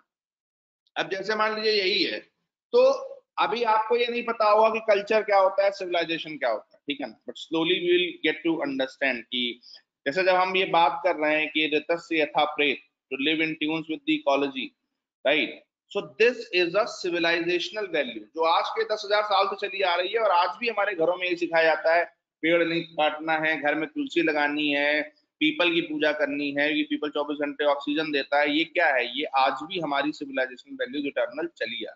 ठीक है। तो इन्होंने क्या बोला, इन्होंने कहा भाई देखो, सबसे पहली चीज तो ये है कि religion is not, it is not opium for the masses, because there will be suffering in the life of man. So religion is a response to that suffering. आसान भाषा में, ह्यूमन लाइफ को आप कभी कंट्रोल नहीं कर सकते, आप अपनी लाइफ को कभी कंट्रोल नहीं कर सकते, आप प्रकृति से बड़े नहीं हो सकते, आप नियति से बड़े नहीं हो सकते। तो क्या होगा कि जब भी कभी आप समस्याओं से घिरोगे, जब भी कभी आप सफरिंग से घिरोगे, तो क्या होगा, उन सफरिंग्स का रिस्पॉन्स होगा religion. To divert your mind from those sufferings, to gain strength in those times, you will go towards religion, art and philosophy. So कहने का मतलब क्या है कि religion is also a part of your life. It is not a political utilitarian concept, it is a part of your life. और इसलिए इन्होंने कहा सेक्युलरिज्म भी यही एक्सेप्ट करता है। देखिए सेक्युलरिज्म क्या है, सेक्युलरिज्म का मतलब है जो यहाँ पर मैंने अभी भी दिखाया आपको, आर्टिकल 25, कि सभी के पास में अपने रिलीजन को प्रैक्टिस, प्रोपोगेट और प्रोफेस करने की स्वतंत्रता है। सभी के पास अपने रिलीजन को प्रैक्टिस, प्रोपोगेट और प्रोफेस करने की स्वतंत्रता है। जब हमारे लिए सेक्युलरिज्म ये है जहां हम सबको रिलीजन को मानने की स्वतंत्रता दे रहे हैं, इसका मतलब we give importance to concept of religion. हमें पता है कि धर्म का कॉन्सेप्ट बहुत इंपॉर्टेंट है। जब कॉन्स्टिट्यूएंट असेंबली में डिबेट्स हो रही थी, तो वहां पर जितने पढ़े लिखे लोग थे उनमें से सब लोगों ने यही बात बोली, उन्होंने कहा कि religion is not a bad thing. ऐसे आजकल आप देखते हो ना, there is a narrative, religion is not a bad thing, religion will guide the human beings towards their spiritual upliftment. Religion will guide the human beings towards humanity. भाई कौन सा हम अपने यहाँ पर कह रहे हैं सर्वे भवन्तु सुखिनः सर्वे सन्तु निरामया सर्वे भद्राणि पश्यन्तु मां कश्चित् दुःख भाग् भवेत्। सिख लोग कह रहे हैं सर्वदा भला। तो ऐसी स्थिति में रिलीजन जो है it is trying to establish a universal brotherhood. It is trying to establish humanism. It is trying to, जैसे हम कहते हैं ना, नर सेवा ही नारायण सेवा। तो हम religion always tries to infuse people with moral values. It tries to infuse people with ethical connotations that will help people in regulating their behavior in a more responsible manner. So you need to understand that when we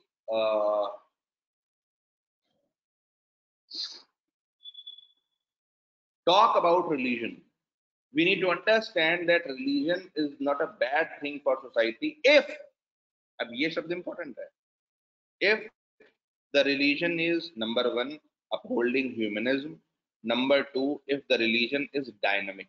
Dynamic मतलब ऐसा ना हो कि आज से 10,000 साल पहले, आज से 1200 साल पहले, आज से 1400 साल पहले कोई चीज बताई गई थी, आज भी आप उसी को फॉलो कर रहे हो, आज भी आप उसी को लिए पड़े हो कि नहीं साहब यही सही है।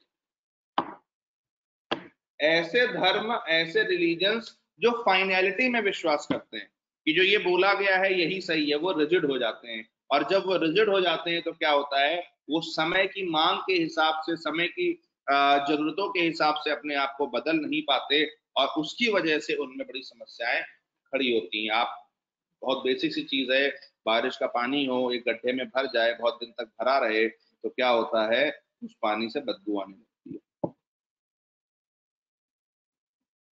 ठीक, तो आपको एक चीज को समझना होगा कि ये कौन था,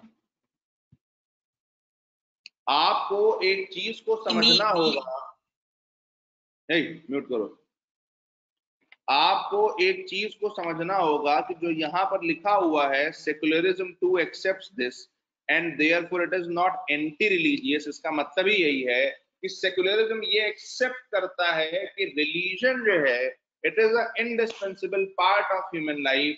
religion is a utilitarian, religion is a useful concept for humanity and that is why secularism says that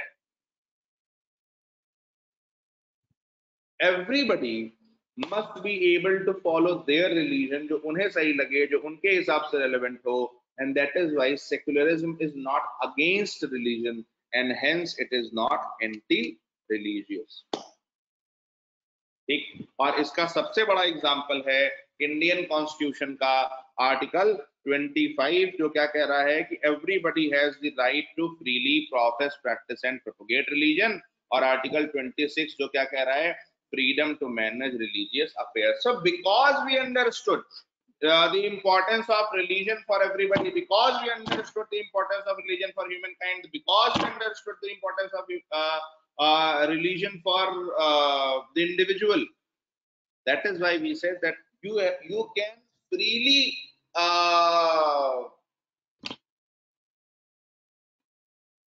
practice your religion। ठीक, यहां तक कोई डाउट, कोई समस्या, कोई परेशानी हो तो पहले वो बताओ। कोई कुछ कहना चाहता हो, पूछना चाहता हो।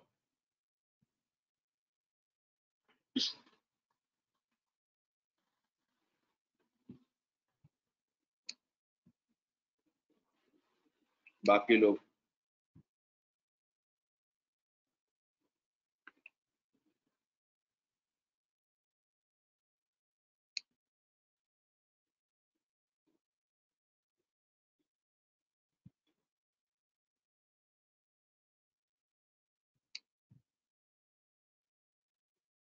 Everybody else is it fine?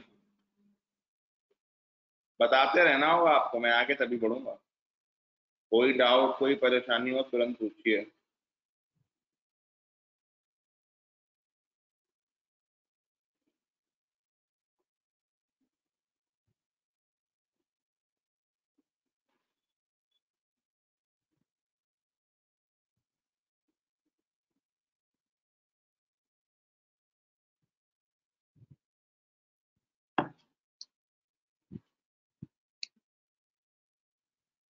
ठीक है, तान्या सटा।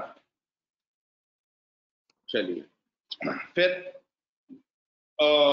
तो मेरा जो मेन फोकस था वो किस बात पर था कि आपको ये समझाया जाए कि सेक्युलरिज्म जो है it is not anti religious. Most of the times we do not understand that secularism is not anti-religious.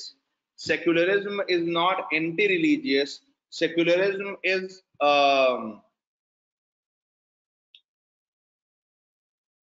it enables you to practice any religion of your choice. That is secularism in one word. लिख लीजिएगा कहीं. Secularism enables you to follow any religion of your choice. ठीक. Read करना sir. Secularism enables you to follow any religion of your choice. ठीक है. फिर however religion has its share of some deep rooted problems. However religion has some deep rooted problems. For example, one can hardly think of religion that treats its male and female members on an equal footing. समझिए, इन्होंने मतलब हर एक religion के बारे में बिल्कुल खुल के बोला. भैया क्रिश्चियनिटी हो, इस्लाम हो, हिंदुइज्म हो, कोई भी धर्म हो, ठीक है ना, वहां पर बहुत कोई वैसा रेयरली कोई धर्म होगा जहां पर महिलाओं और पुरुषों को इक्वली ट्रीट किया जाता है. इन religions such as Hinduism, some sections have faced a persistent discrimination. For example, Dalits have been barred from entering Hindu temples. भाई आपको ये भी एक्सेप्ट करना पड़ेगा कि पिछले 400-500 सालों में, 600 सालों के अंदर एक आपके अंदर विकृति आई थी कि दलितों को जो है वो मंदिरों में घुसने से मना किया जा रहा. ठीक. In some parts of the country, Hindu women cannot enter temples. When religion is organized, it is frequently taken over by its most conservative faction, which does not tolerate any dissent. जब religion बनता है तो होता क्या है, उस religion के जो सबसे कंजर्वेटिव एलिमेंट्स होते हैं वो उस रिलीजन को टेक ओवर कर लेते हैं और वो किसी तरह के डिसेंट को, किसी तरह की क्या कहते हैं, किसी भी तरह के विरोध को नहीं मानते. Religious fundamentalism in parts of the US has become a big problem and endangers peace both within the country and outside. Many religions fragmented into sects, which leads to frequent sectarian violence and persecution of dissenting minorities. Thus, religious domination cannot be identified only with inter-religious domination. It takes another conspicuous form, namely intra-religious dominations. मतलब religion में सिर्फ ऐसा नहीं है कि एक religion दूसरे religion से लड़ रहा है ना. रिलीजन के अंदर अगर एक रिलीजन है, हिंदुइज्म है, उसके अंदर ही बहुत सारे सेक्शंस जो हैं उन्हीं को परसिक्यूशन फेस करना पड़ता है. ठीक है ना, कि भाई मान लीजिए शिया सुन्नी की बात कर ले इस्लाम में, तो the way Sunnis have massacred and killed Shia. Pakistan में आज भी आप देखते हैं कि डेली किसी न किसी शिया मस्जिद में जो है वो बम धमाका हो जाता है, ऐसा हो जाता है. ठीक. तो within a religion also there are conflicts. As secularism is opposed to all forms of institutionalized religious domination, it challenges not merely inter-religious but also intra-religious domination. बहुत बहुत बहुत बढ़िया लाइन लिखी है, बहुत गजब की लाइन लिखी है. क्या लिखा है? Secularism is opposed to all forms of institutionalized religious domination. Secularism domination के ही against है. Secularism कहता है freedom to profess, propagate and practice your religion. Freedom to profess, propagate and practice your religion. और जब हम कहते हैं freedom to profess, propagate and practice your religion, इसका मतलब क्या है कि हम क्लियरली ये बोल रहे हैं कि भैया आपको अपना धर्म मानने की आजादी है. और देखिए इसमें भी एक बड़ी सुंदर बात है, आर्टिकल 25 को हमने शुरू कहां से करा है? Freedom of conscience.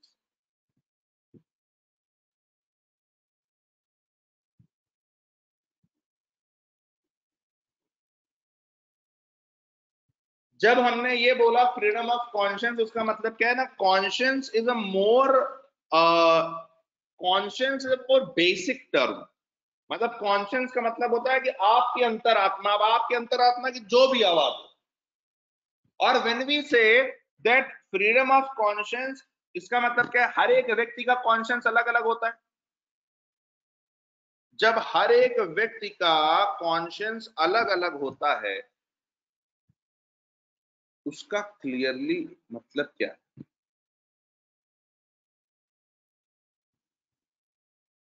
The clear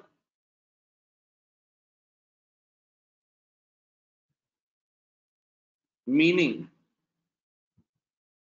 of this is कि हम इंडिविजुअल फ्रीडम को देख रहे हैं। भाई देखिए, conscious is a very individual concept. मेरा कॉन्शियस अलग होगा, आपका कॉन्शियस अलग होगा। जब कॉन्स्टिट्यूशन ने ये लिख दिया फ्रीडम ऑफ कॉन्शियस, उसका मतलब, अच्छा, फ्रीडम ऑफ कॉन्शियस के आगे उन्होंने लिखा फ्रीडम ऑफ रिलीजन। आपने कभी ये सोचा है? फ्रीडम ऑफ कॉन्शियस के आगे उन्होंने लिखा फ्रीडम ऑफ रिलीजन। क्यों? क्योंकि फ्रीडम ऑफ कॉन्शियस जो है, फ्रीडम ऑफ कॉन्शियस जो है, it is a very individual concept. मेरा कॉन्शियस, मेरी अंतरात्मा कुछ कह सकती है, आपकी अंतरात्मा कुछ अलग कह सकती है। इसका मतलब क्या हुआ? उन्होंने फ्रीडम ऑफ कॉन्शियस के आगे फ्रीडम ऑफ रिलीजन क्यों लिखा था? क्योंकि religion is a very individual question, religion is a very individual matter. ठीक है ना? ये मेरा पर्सनल मैटर है कि मैं कौन से रिलीजन की पूजा करता हूँ, किस धर्म को मानता हूँ, नहीं मानता हूँ। It is a very very personal thing. इसलिए उन्होंने फ्रीडम ऑफ कॉन्शियस के आगे जो है लिखा फ्रीडम ऑफ रिलीजन।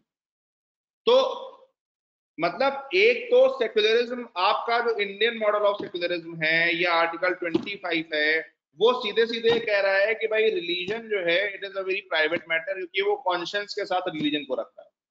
दूसरी चीज वो क्या बोल रहा है? वो कह रहा है कि secularism is opposed to all forms of institutionalized religious domination। किसी भी तरह का institutionalized religious domination नहीं होगा। And it challenges not merely interreligious but also intra-religious domination।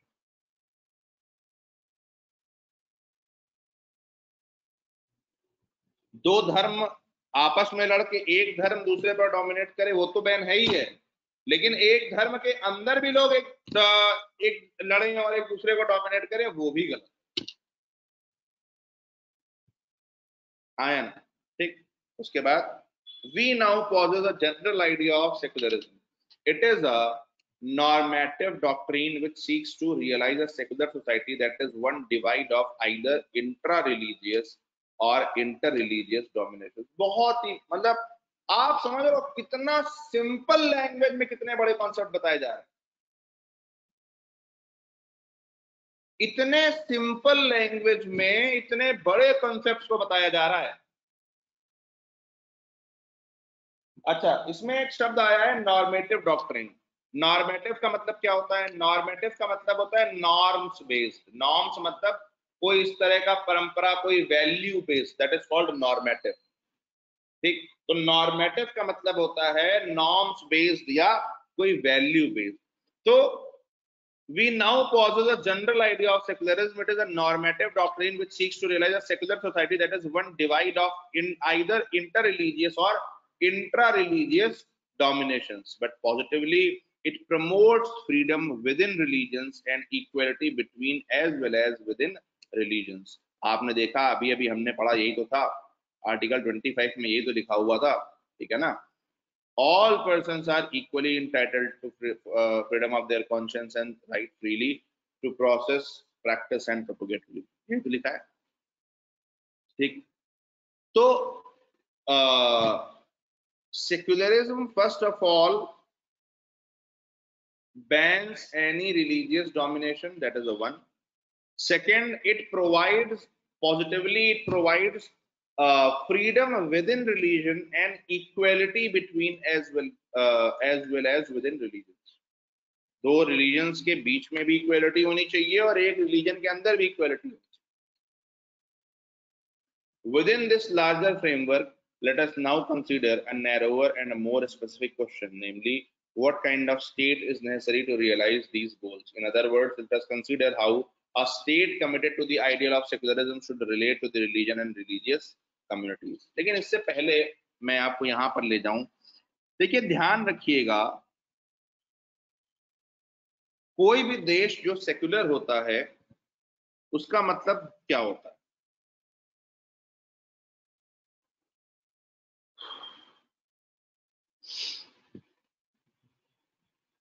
मैंने अभी भी बताया कि आर्टिकल 25 और आर्टिकल 26 में क्या लिखा हुआ है कि उसका मैसेज क्या है कि religion is a very individual matter, है ना, it is a very very personal matter, it is not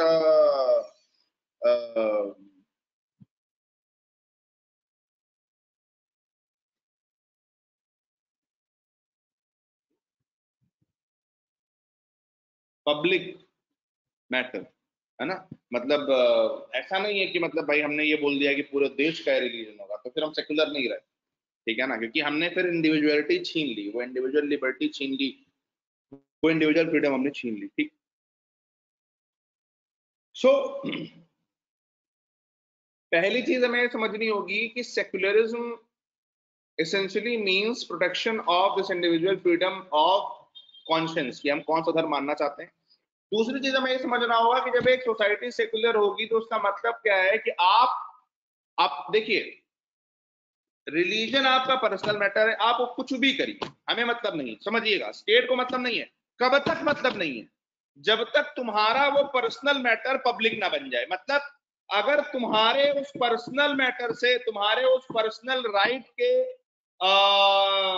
follow करने से, तुम्हारे उस पर्सनल राइट को फॉलो करने से कोई पब्लिक मैटर दिक्कत में आ रहा है कि भाई तुम अपना धर्म फॉलो कर रहे थे लेकिन तुमने अपना धर्म फॉलो करते करते दूसरों को नुकसान पहुंचाना चालू कर दिया, दूसरों को परेशान करना चालू कर दिया, when your practice of religion did not remain private and it started affecting people in public, that is where the problem starts, ठीक। अगर आप ध्यान दीजिए तो आर्टिकल 25 में क्या लिखा हुआ है? Subject to public health morality and subject to public order morality and health.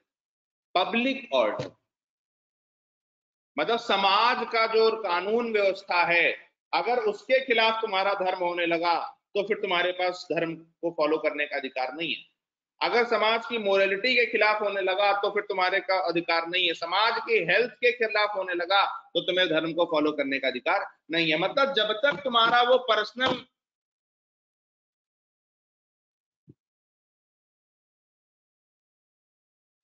Freedom of conscience and religion personal है तब तक ठीक है, जैसे ही वो पब्लिक मैटर्स को इंपैक्ट करने लगेगा वैसे ही गड़बड़ होनी चालू हो जाएगी, ठीक। तो कहने का मतलब यह है कि when we talk about secular states we must understand, when we talk about secular states we must understand that in secular states religion must be treated as an individual matter and till they are not affecting anything public, जब तक वो public order के खिलाफ नहीं जा रहे हैं, public morality के खिलाफ नहीं जा रहे हैं, तब तक सब ठीक है, ठीक। यहां तक कोई दिक्कत हो तो बताइए, कोई कुछ पूछना हो, कोई दिक्कत?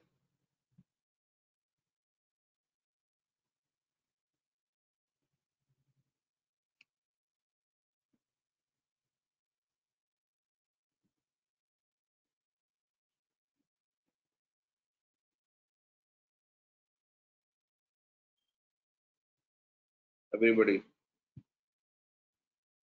is it fine?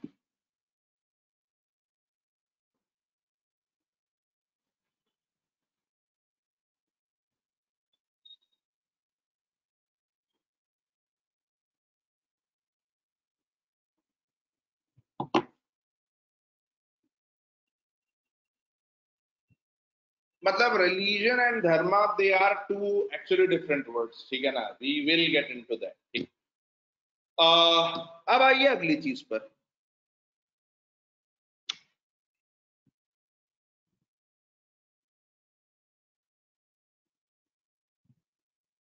Perhaps one way of preventing religious discrimination is to work together for mutual enlightenment. Education is one way of helping to change the mindset of people. Individual examples of sharing and mutual help can also contribute towards reducing prejudice and suspicion between communities. It is always inspiring to read stories of Hindus saving Muslims or Muslims saving Hindus in the middle of a deadly communal riot, but it is unlikely that mere education or the goodness of some persons will eliminate religious discrimination. In modern societies, states have enormous public power. How they function is bound to make a crucial difference to the outcome of any struggle to create a society less ridden with inter-community conflict and religious discrimination. For this reason, we need to see what kind of state is needed to prevent religious conflict and to promote religious harmony. How should a state prevent domination by any religious group? For a start, a state must not be run by the heads of any particular religion. समझिए क्या कह रहे हैं? कह रहे हैं कि एक चीज समझिए सबसे पहले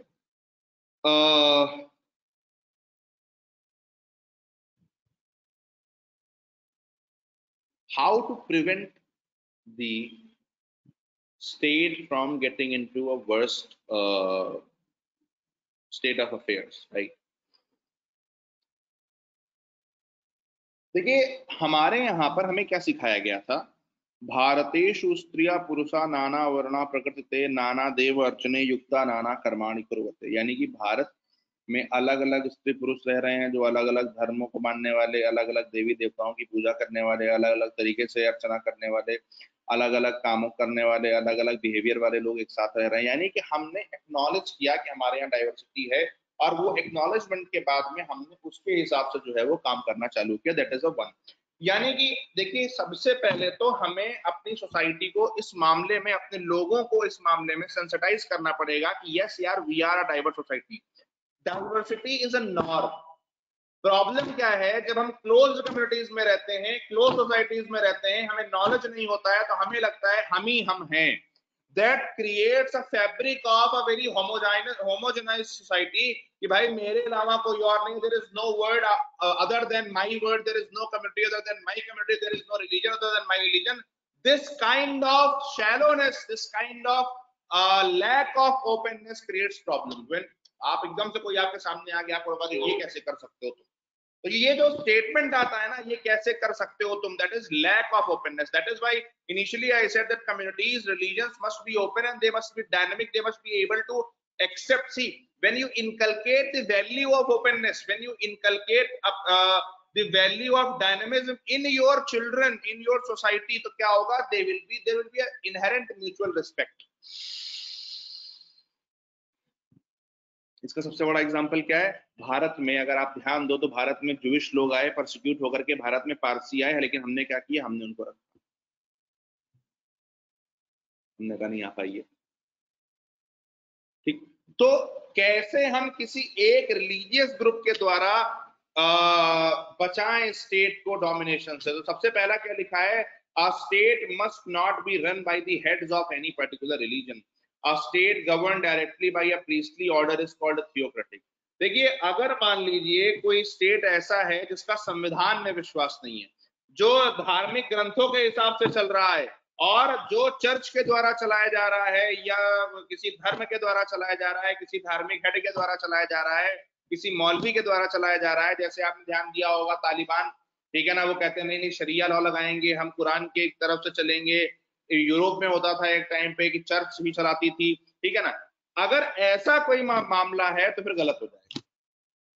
जैसे इसका एक बड़ा अच्छा सा एग्जाम्पल हमारे यहाँ पर है, हमारे यहाँ हम नीति शास्त्र के हिसाब से चलते थे, ठीक, और हमारा धर्मशास्त्र कोई धार्मिक रिलीजियस ग्रंथ नहीं था। हमारे लिए धर्मशास्त्र का मतलब था कोड ऑफ ड्यूटीज, हमारे लिए धर्मशास्त्र का मतलब था कोड ऑफ ड्यूटीज। जब आप सिलेबस देखेंगे ऑप्शनल का पेपर 1 का, तो उसमें भी लिखा हुआ है धर्मशास्त्र, क्योंकि धर्मशास्त्र हमारे यहाँ कॉन्स्टिट्यूशन था। धर्मशास्त्र का मतलब था कि what will be the duty of everybody, और हमारा धर्मशास्त्र कहता है कि राज्य को टॉलरेंट रहना, सॉरी, राज्य को ओपन रहना चाहिए टुवर्ड्स एवरी रिलीजन। राज्य, state should not patronize any one religion और state should not be hostile towards any other religion. ये हमारा कॉन्स्टिट्यूशन, हमारा थॉट प्रोसेस कह रहा है।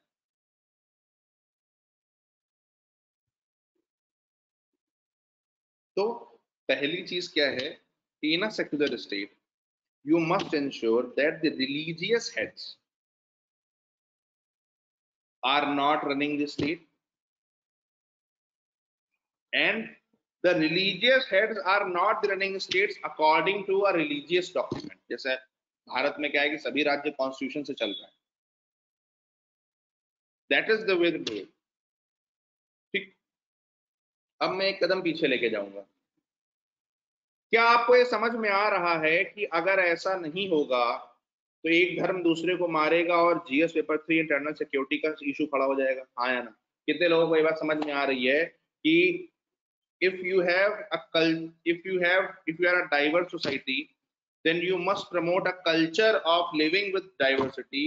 Only then you can have secularism, and when you have all of this, you will not have communalism, and when you don't have communalism, you will have better internal security situations. हाँ या ना?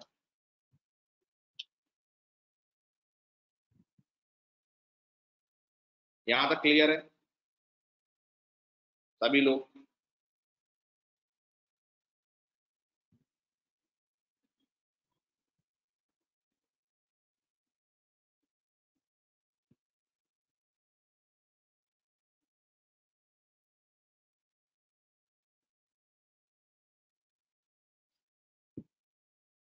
एक बार चलिए, so theocratic states such as the Papal State of Europe in medieval times, or in recent times the Taliban-controlled state, lacking separation between religious and political institutions, are known for their hierarchies and operations, and reluctance to allow freedom of religion to members of other religious groups. If we value peace, freedom, and equality, religious institutions and state institutions must be separated. समझिए क्या कह रहे हैं? Religious institutions, I repeat, religious institutions must not run the political institutions. अगर religious institutions political institutions को run करने लगे तो क्या होगा? एक religion जिसके वो हैं उसी को वो बढ़ाएंगे और दूसरे religions की तरफ वो hostile होते जाएंगे. Some people think that the separation of state and religion is sufficient for the existence of a secular state. Some people think that the separation of religion and state is sufficient for existence of a secular state. This does not appear to be so.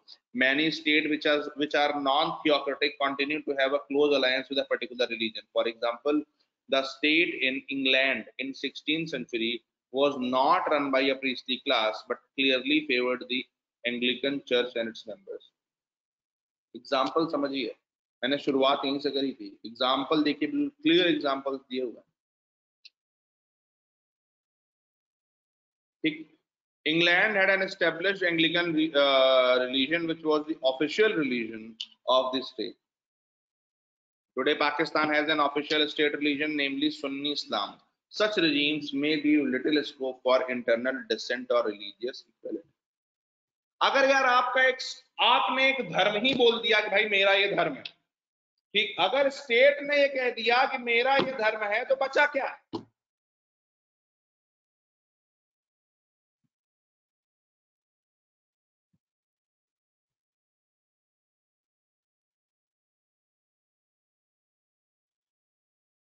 दूसरे धर्म, जो कोई अपना धर्म मानना चाहेंगे या किसी उस धर्म की आलोचना करना चाहेंगे, उस धर्म में कोई प्रॉब्लम है उसको बताना चाहेंगे, उसके पास स्कोप ही नहीं है। ठीक, तो इसलिए state must not have a religion, must not have a religion, otherwise you will kill your diversity. ठीक, to be truly secular, a state must not only refuse to be theocratic but also have no formal legal alliance with any religion. The separation of religion and state is however necessary but not a sufficient ingredient of a secular state. देखिए बहुत बहुत गजब की बात लिखी है।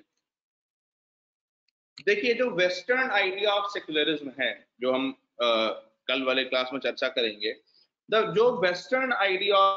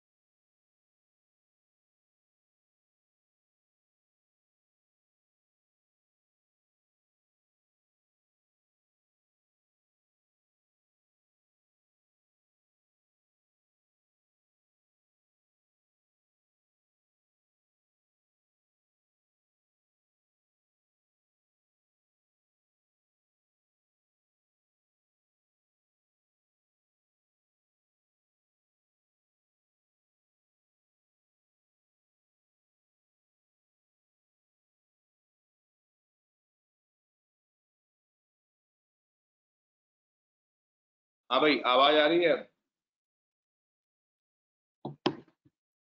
Am I audible now?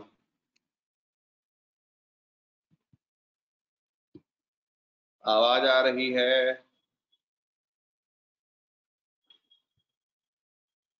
हैं? अभी भी नहीं आ रही क्या? हेलो?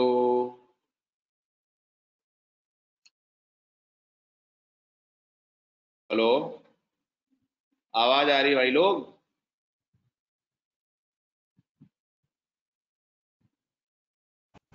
आ रही है, लेकिन आपका स्क्रीन फ्रीज्ड है, कैमरा नहीं दिख रहा है, आप दिख नहीं रहे हो।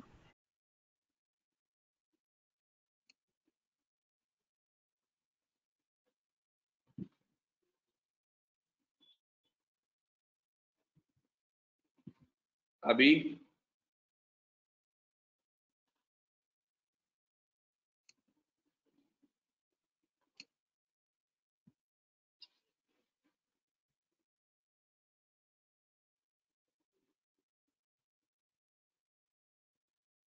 ये ऑडियो क्यों डिस्कनेक्टेड है भाई तुम लोगों के?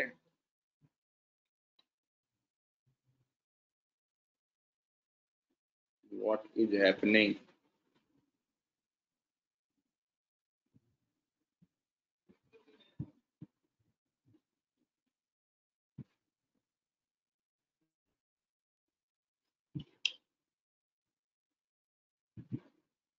Am I audible now? Hello, hello, hello. Yes, sir.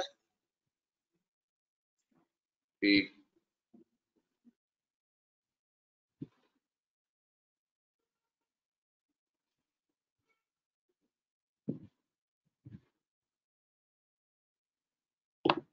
ठीक है।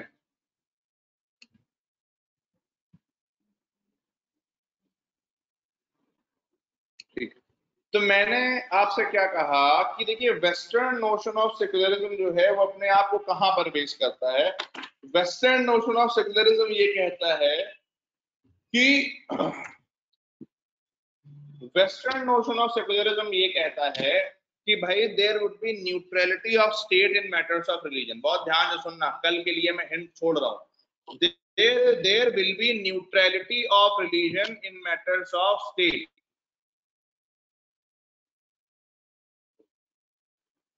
एक मिनट रुकना।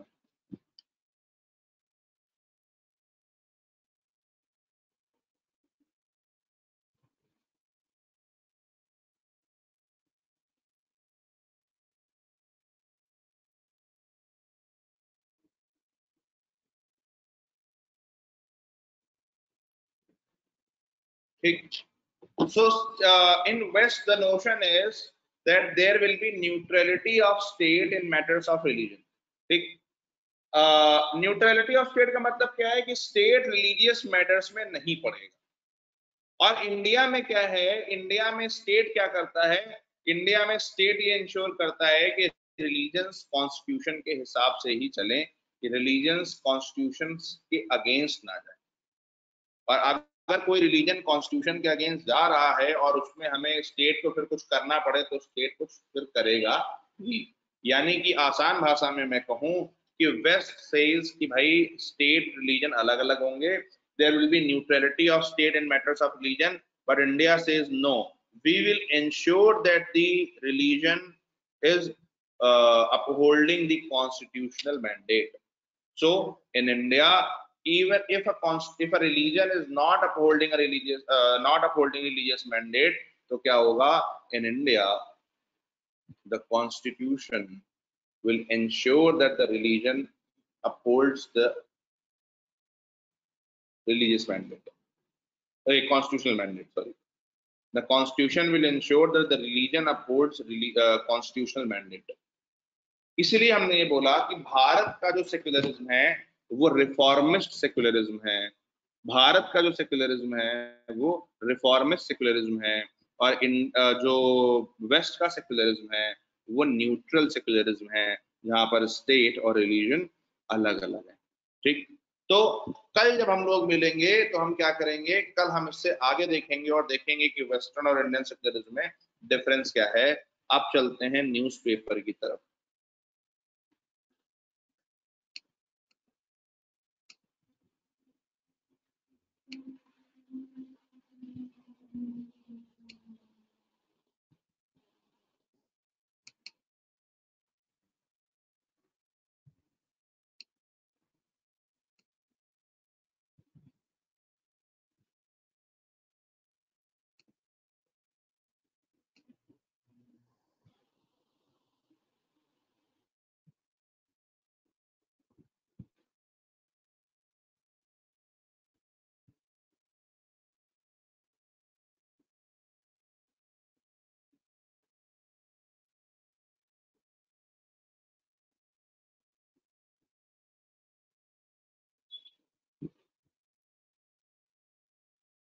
ये देखिए भाई,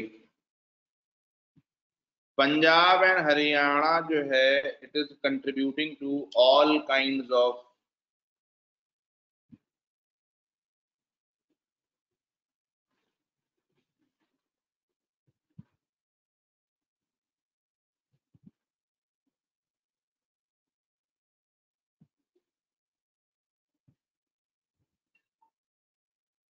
Punjab and Haryana is contributing to many kind of religious many kind of agriculture problems. So GS paper 3 agriculture वाला सेगमेंट, जब हम एग्रीकल्चर पढ़ेंगे तो हम इसको डिटेल में उठाएंगे। फिलहाल आप क्या करोगे कि आप अपने नोट्स में जीएस पेपर 3 एग्रीकल्चर के अंदर इसमें इसको लिख लोगे कि भाई ठीक है, ये प्रॉब्लम हमारे यहाँ पर हो रही है, ठीक है ना।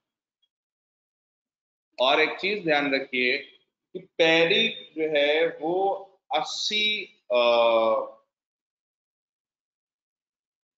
मिनिमम मतलब 80 से 100 सेंटीमीटर के ऊपर का जब बारिश होता है होनी चाहिए, लेकिन जब हम उसको वाटर डेफिसिट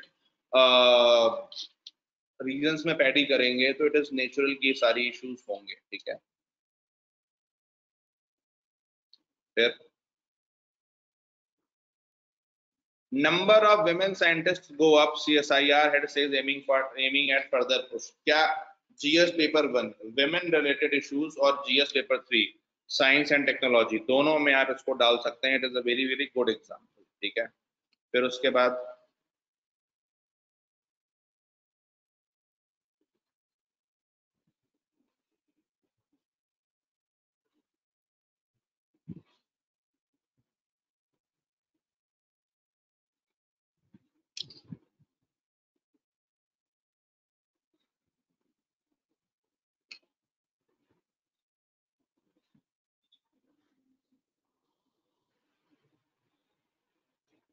ये देखिए भाई साहब, एक मिनिस्टर हैं दिल्ली के जिनको जुडिशरी छोड़ नहीं रही है, ठीक है ना।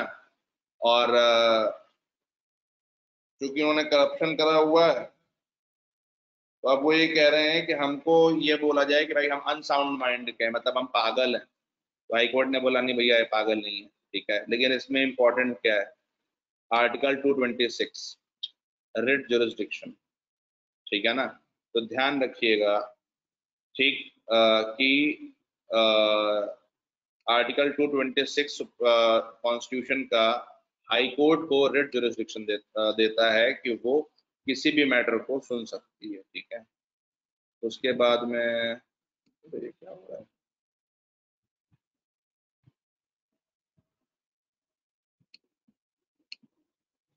तो आप क्या करोगे, जो लिस्ट बनाओगे, जो लोग नए हैं, न्यूज़पेपर पढ़ने का मतलब क्या होता है, track the issues and terms, जो जो टर्म्स ऐसे आ रहे हैं जो आपको नहीं मालूम है उनकी लिस्ट बनाइए। 226 ऐसे आपको नहीं पता है, लिस्ट बनाइए, ठीक है। सर्च कर लीजिए एक बार उसे। जैसे इसी में आप देखोगे तो क्या है, आर्टिकल 191 बी, दिख रहा नहीं दिख रहा, आर्टिकल 191 बी, तो आपने क्या किया, इसको भी लिख लिया, ठीक है ना। Code of criminal procedure CRPC 1973, ठीक। तो इस तरह की जो चीजें हैं जो आपको नहीं पता है उनको आप नोट डाउन करते रहिए।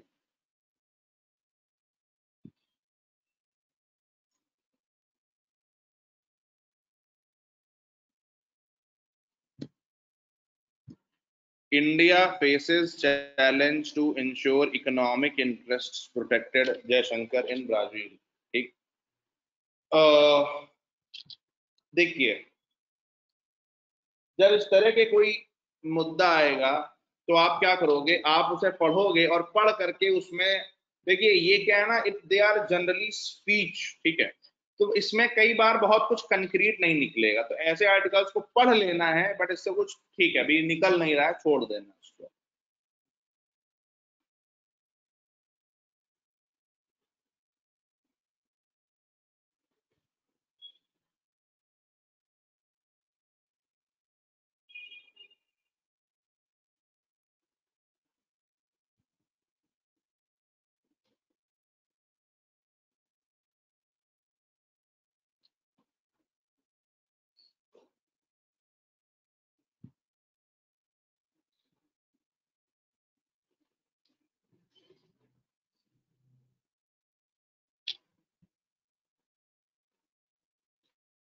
What are cloud burst incidents and are they rising across India. जब हम ज्योग्राफी पढ़ेंगे तो हम देखेंगे कि क्लाउड बर्स्ट जो है वो क्या होते हैं, किसी एक जगह पर कैसे हमारी रिलेटिव ह्यूमिडिटी, कैसे हमारा मॉइस्चर कंटेंट बढ़ता है, मॉइस्चर कंटेंट बढ़ने की वजह से क्या होता है, क्लाउड में ह्यूमिडिटी बहुत ज्यादा बढ़ जाती है और उसकी वजह से वहां पर कई बार बहुत एक्सेसिव रेनफॉल होती है। क्लाउड बर्स्ट से ज्यादा प्रॉब्लम क्या होती है, जिस जगह पर क्लाउड बर्स्ट हो रहा है। जब माउंटेन्स में क्लाउड बर्स्ट होता है तो that leads to, cloud burst अपने आप में प्रॉब्लम नहीं है, ठीक है ना, क्लाउड बर्स्ट का सिंपल सा मतलब होता है बहुत बारिश होना, ठीक है ना, बट जब क्लाउड बर्स्ट जो है माउंटेन्स में होता है तो it leads to landslides, that is where the issue starts. और वहां पर जो रिवर स्ट्रीम्स हैं वो बहुत ज्यादा फिर डेंजरस हो जाती हैं और वो फ्लड्स लाती है। तो cloud burst is associated with two other disasters, that is landslides and floods। तो जब हम वो करेंगे डिजास्टर मैनेजमेंट तो उसे हम देखेंगे यहाँ वहां पर।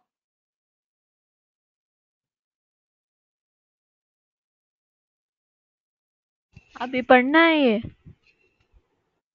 पढ़ लेना, ग्रुप पे डाल दो।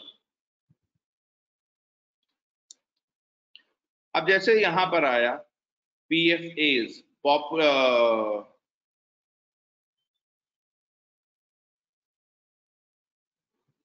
पॉलीफ्लोरोएल्किल सब्सटेंसेस, ठीक है ना, तो आपने क्या किया, टर्म्स में डाल दिया PFAs, ठीक। जो हम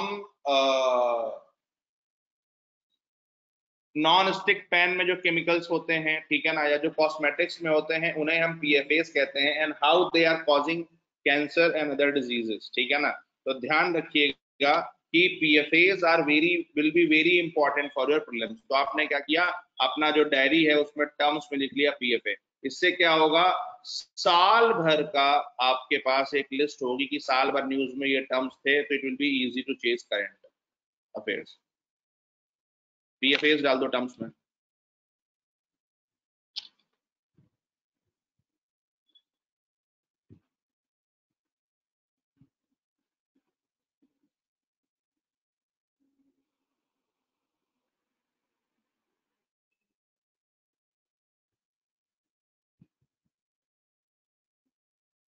इधर एक बड़ा अच्छा वो आया है, करंट क्राइसिस।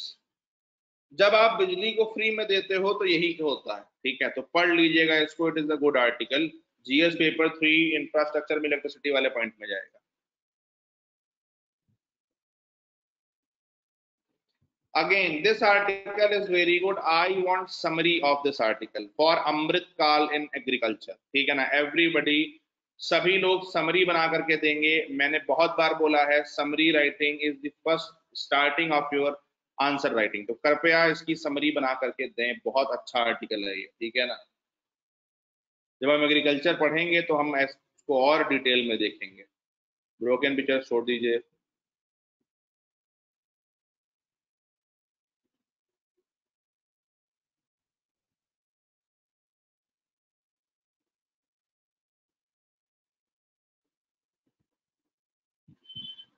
अब जैसे ये पेज है तो यूक्रेन कहाँ है ये आपको पता होना चाहिए। जो ये वाला पेज होता है इसमें रशिया, यूक्रेन, ये सब कहाँ है ये आपको पता होना चाहिए।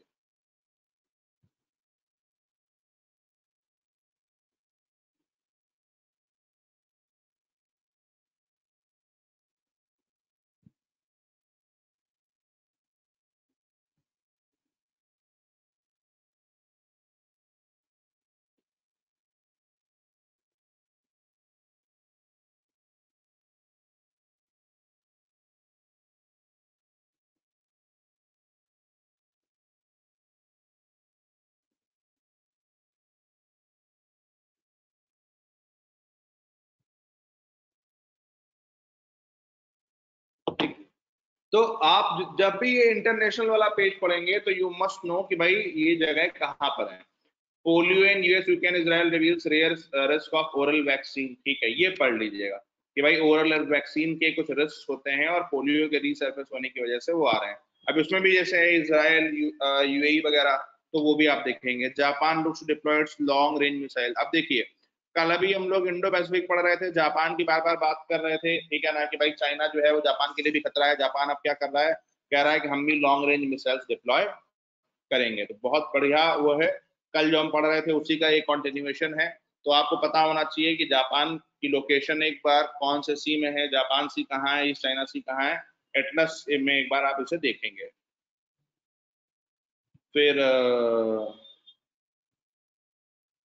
Singapore to repeal law on sex between consenting men, मतलब this is triggered by the monkeypox.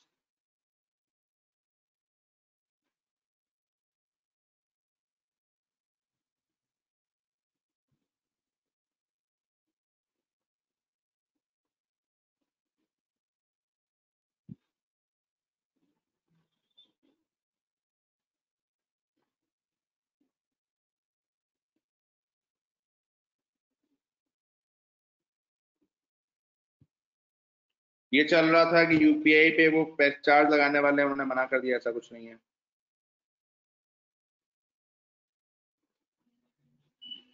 फिर फ्रीबीज कल्चर पर लगातार पॉलिटिक्स चल रही है। इकोनॉमी में हम देखेंगे कि how fiscal policy relates with politics. ठीक है, जब इकोनॉमी पढ़ेंगे तो और मजा आएगा, पहले इसीलिए हम पॉलिटी पढ़ रहे हैं। ठीक है, कि पॉलिटी समझने के बाद जब हम इकोनॉमी पढ़ेंगे तो एक्चुअली हमें समझ में आएगा कि economics and politics is the same, मतलब two sides of same coin. तो ये पढ़ लीजिएगा। ठीक है, एक बार Chinese companies CS company secretaries are under radar. ठीक है, ये चाइना वाला थ्रेट यहाँ भी देखिए, ये भी एक इंपॉर्टेंट चीज है। देखिए, China also poses economic threat.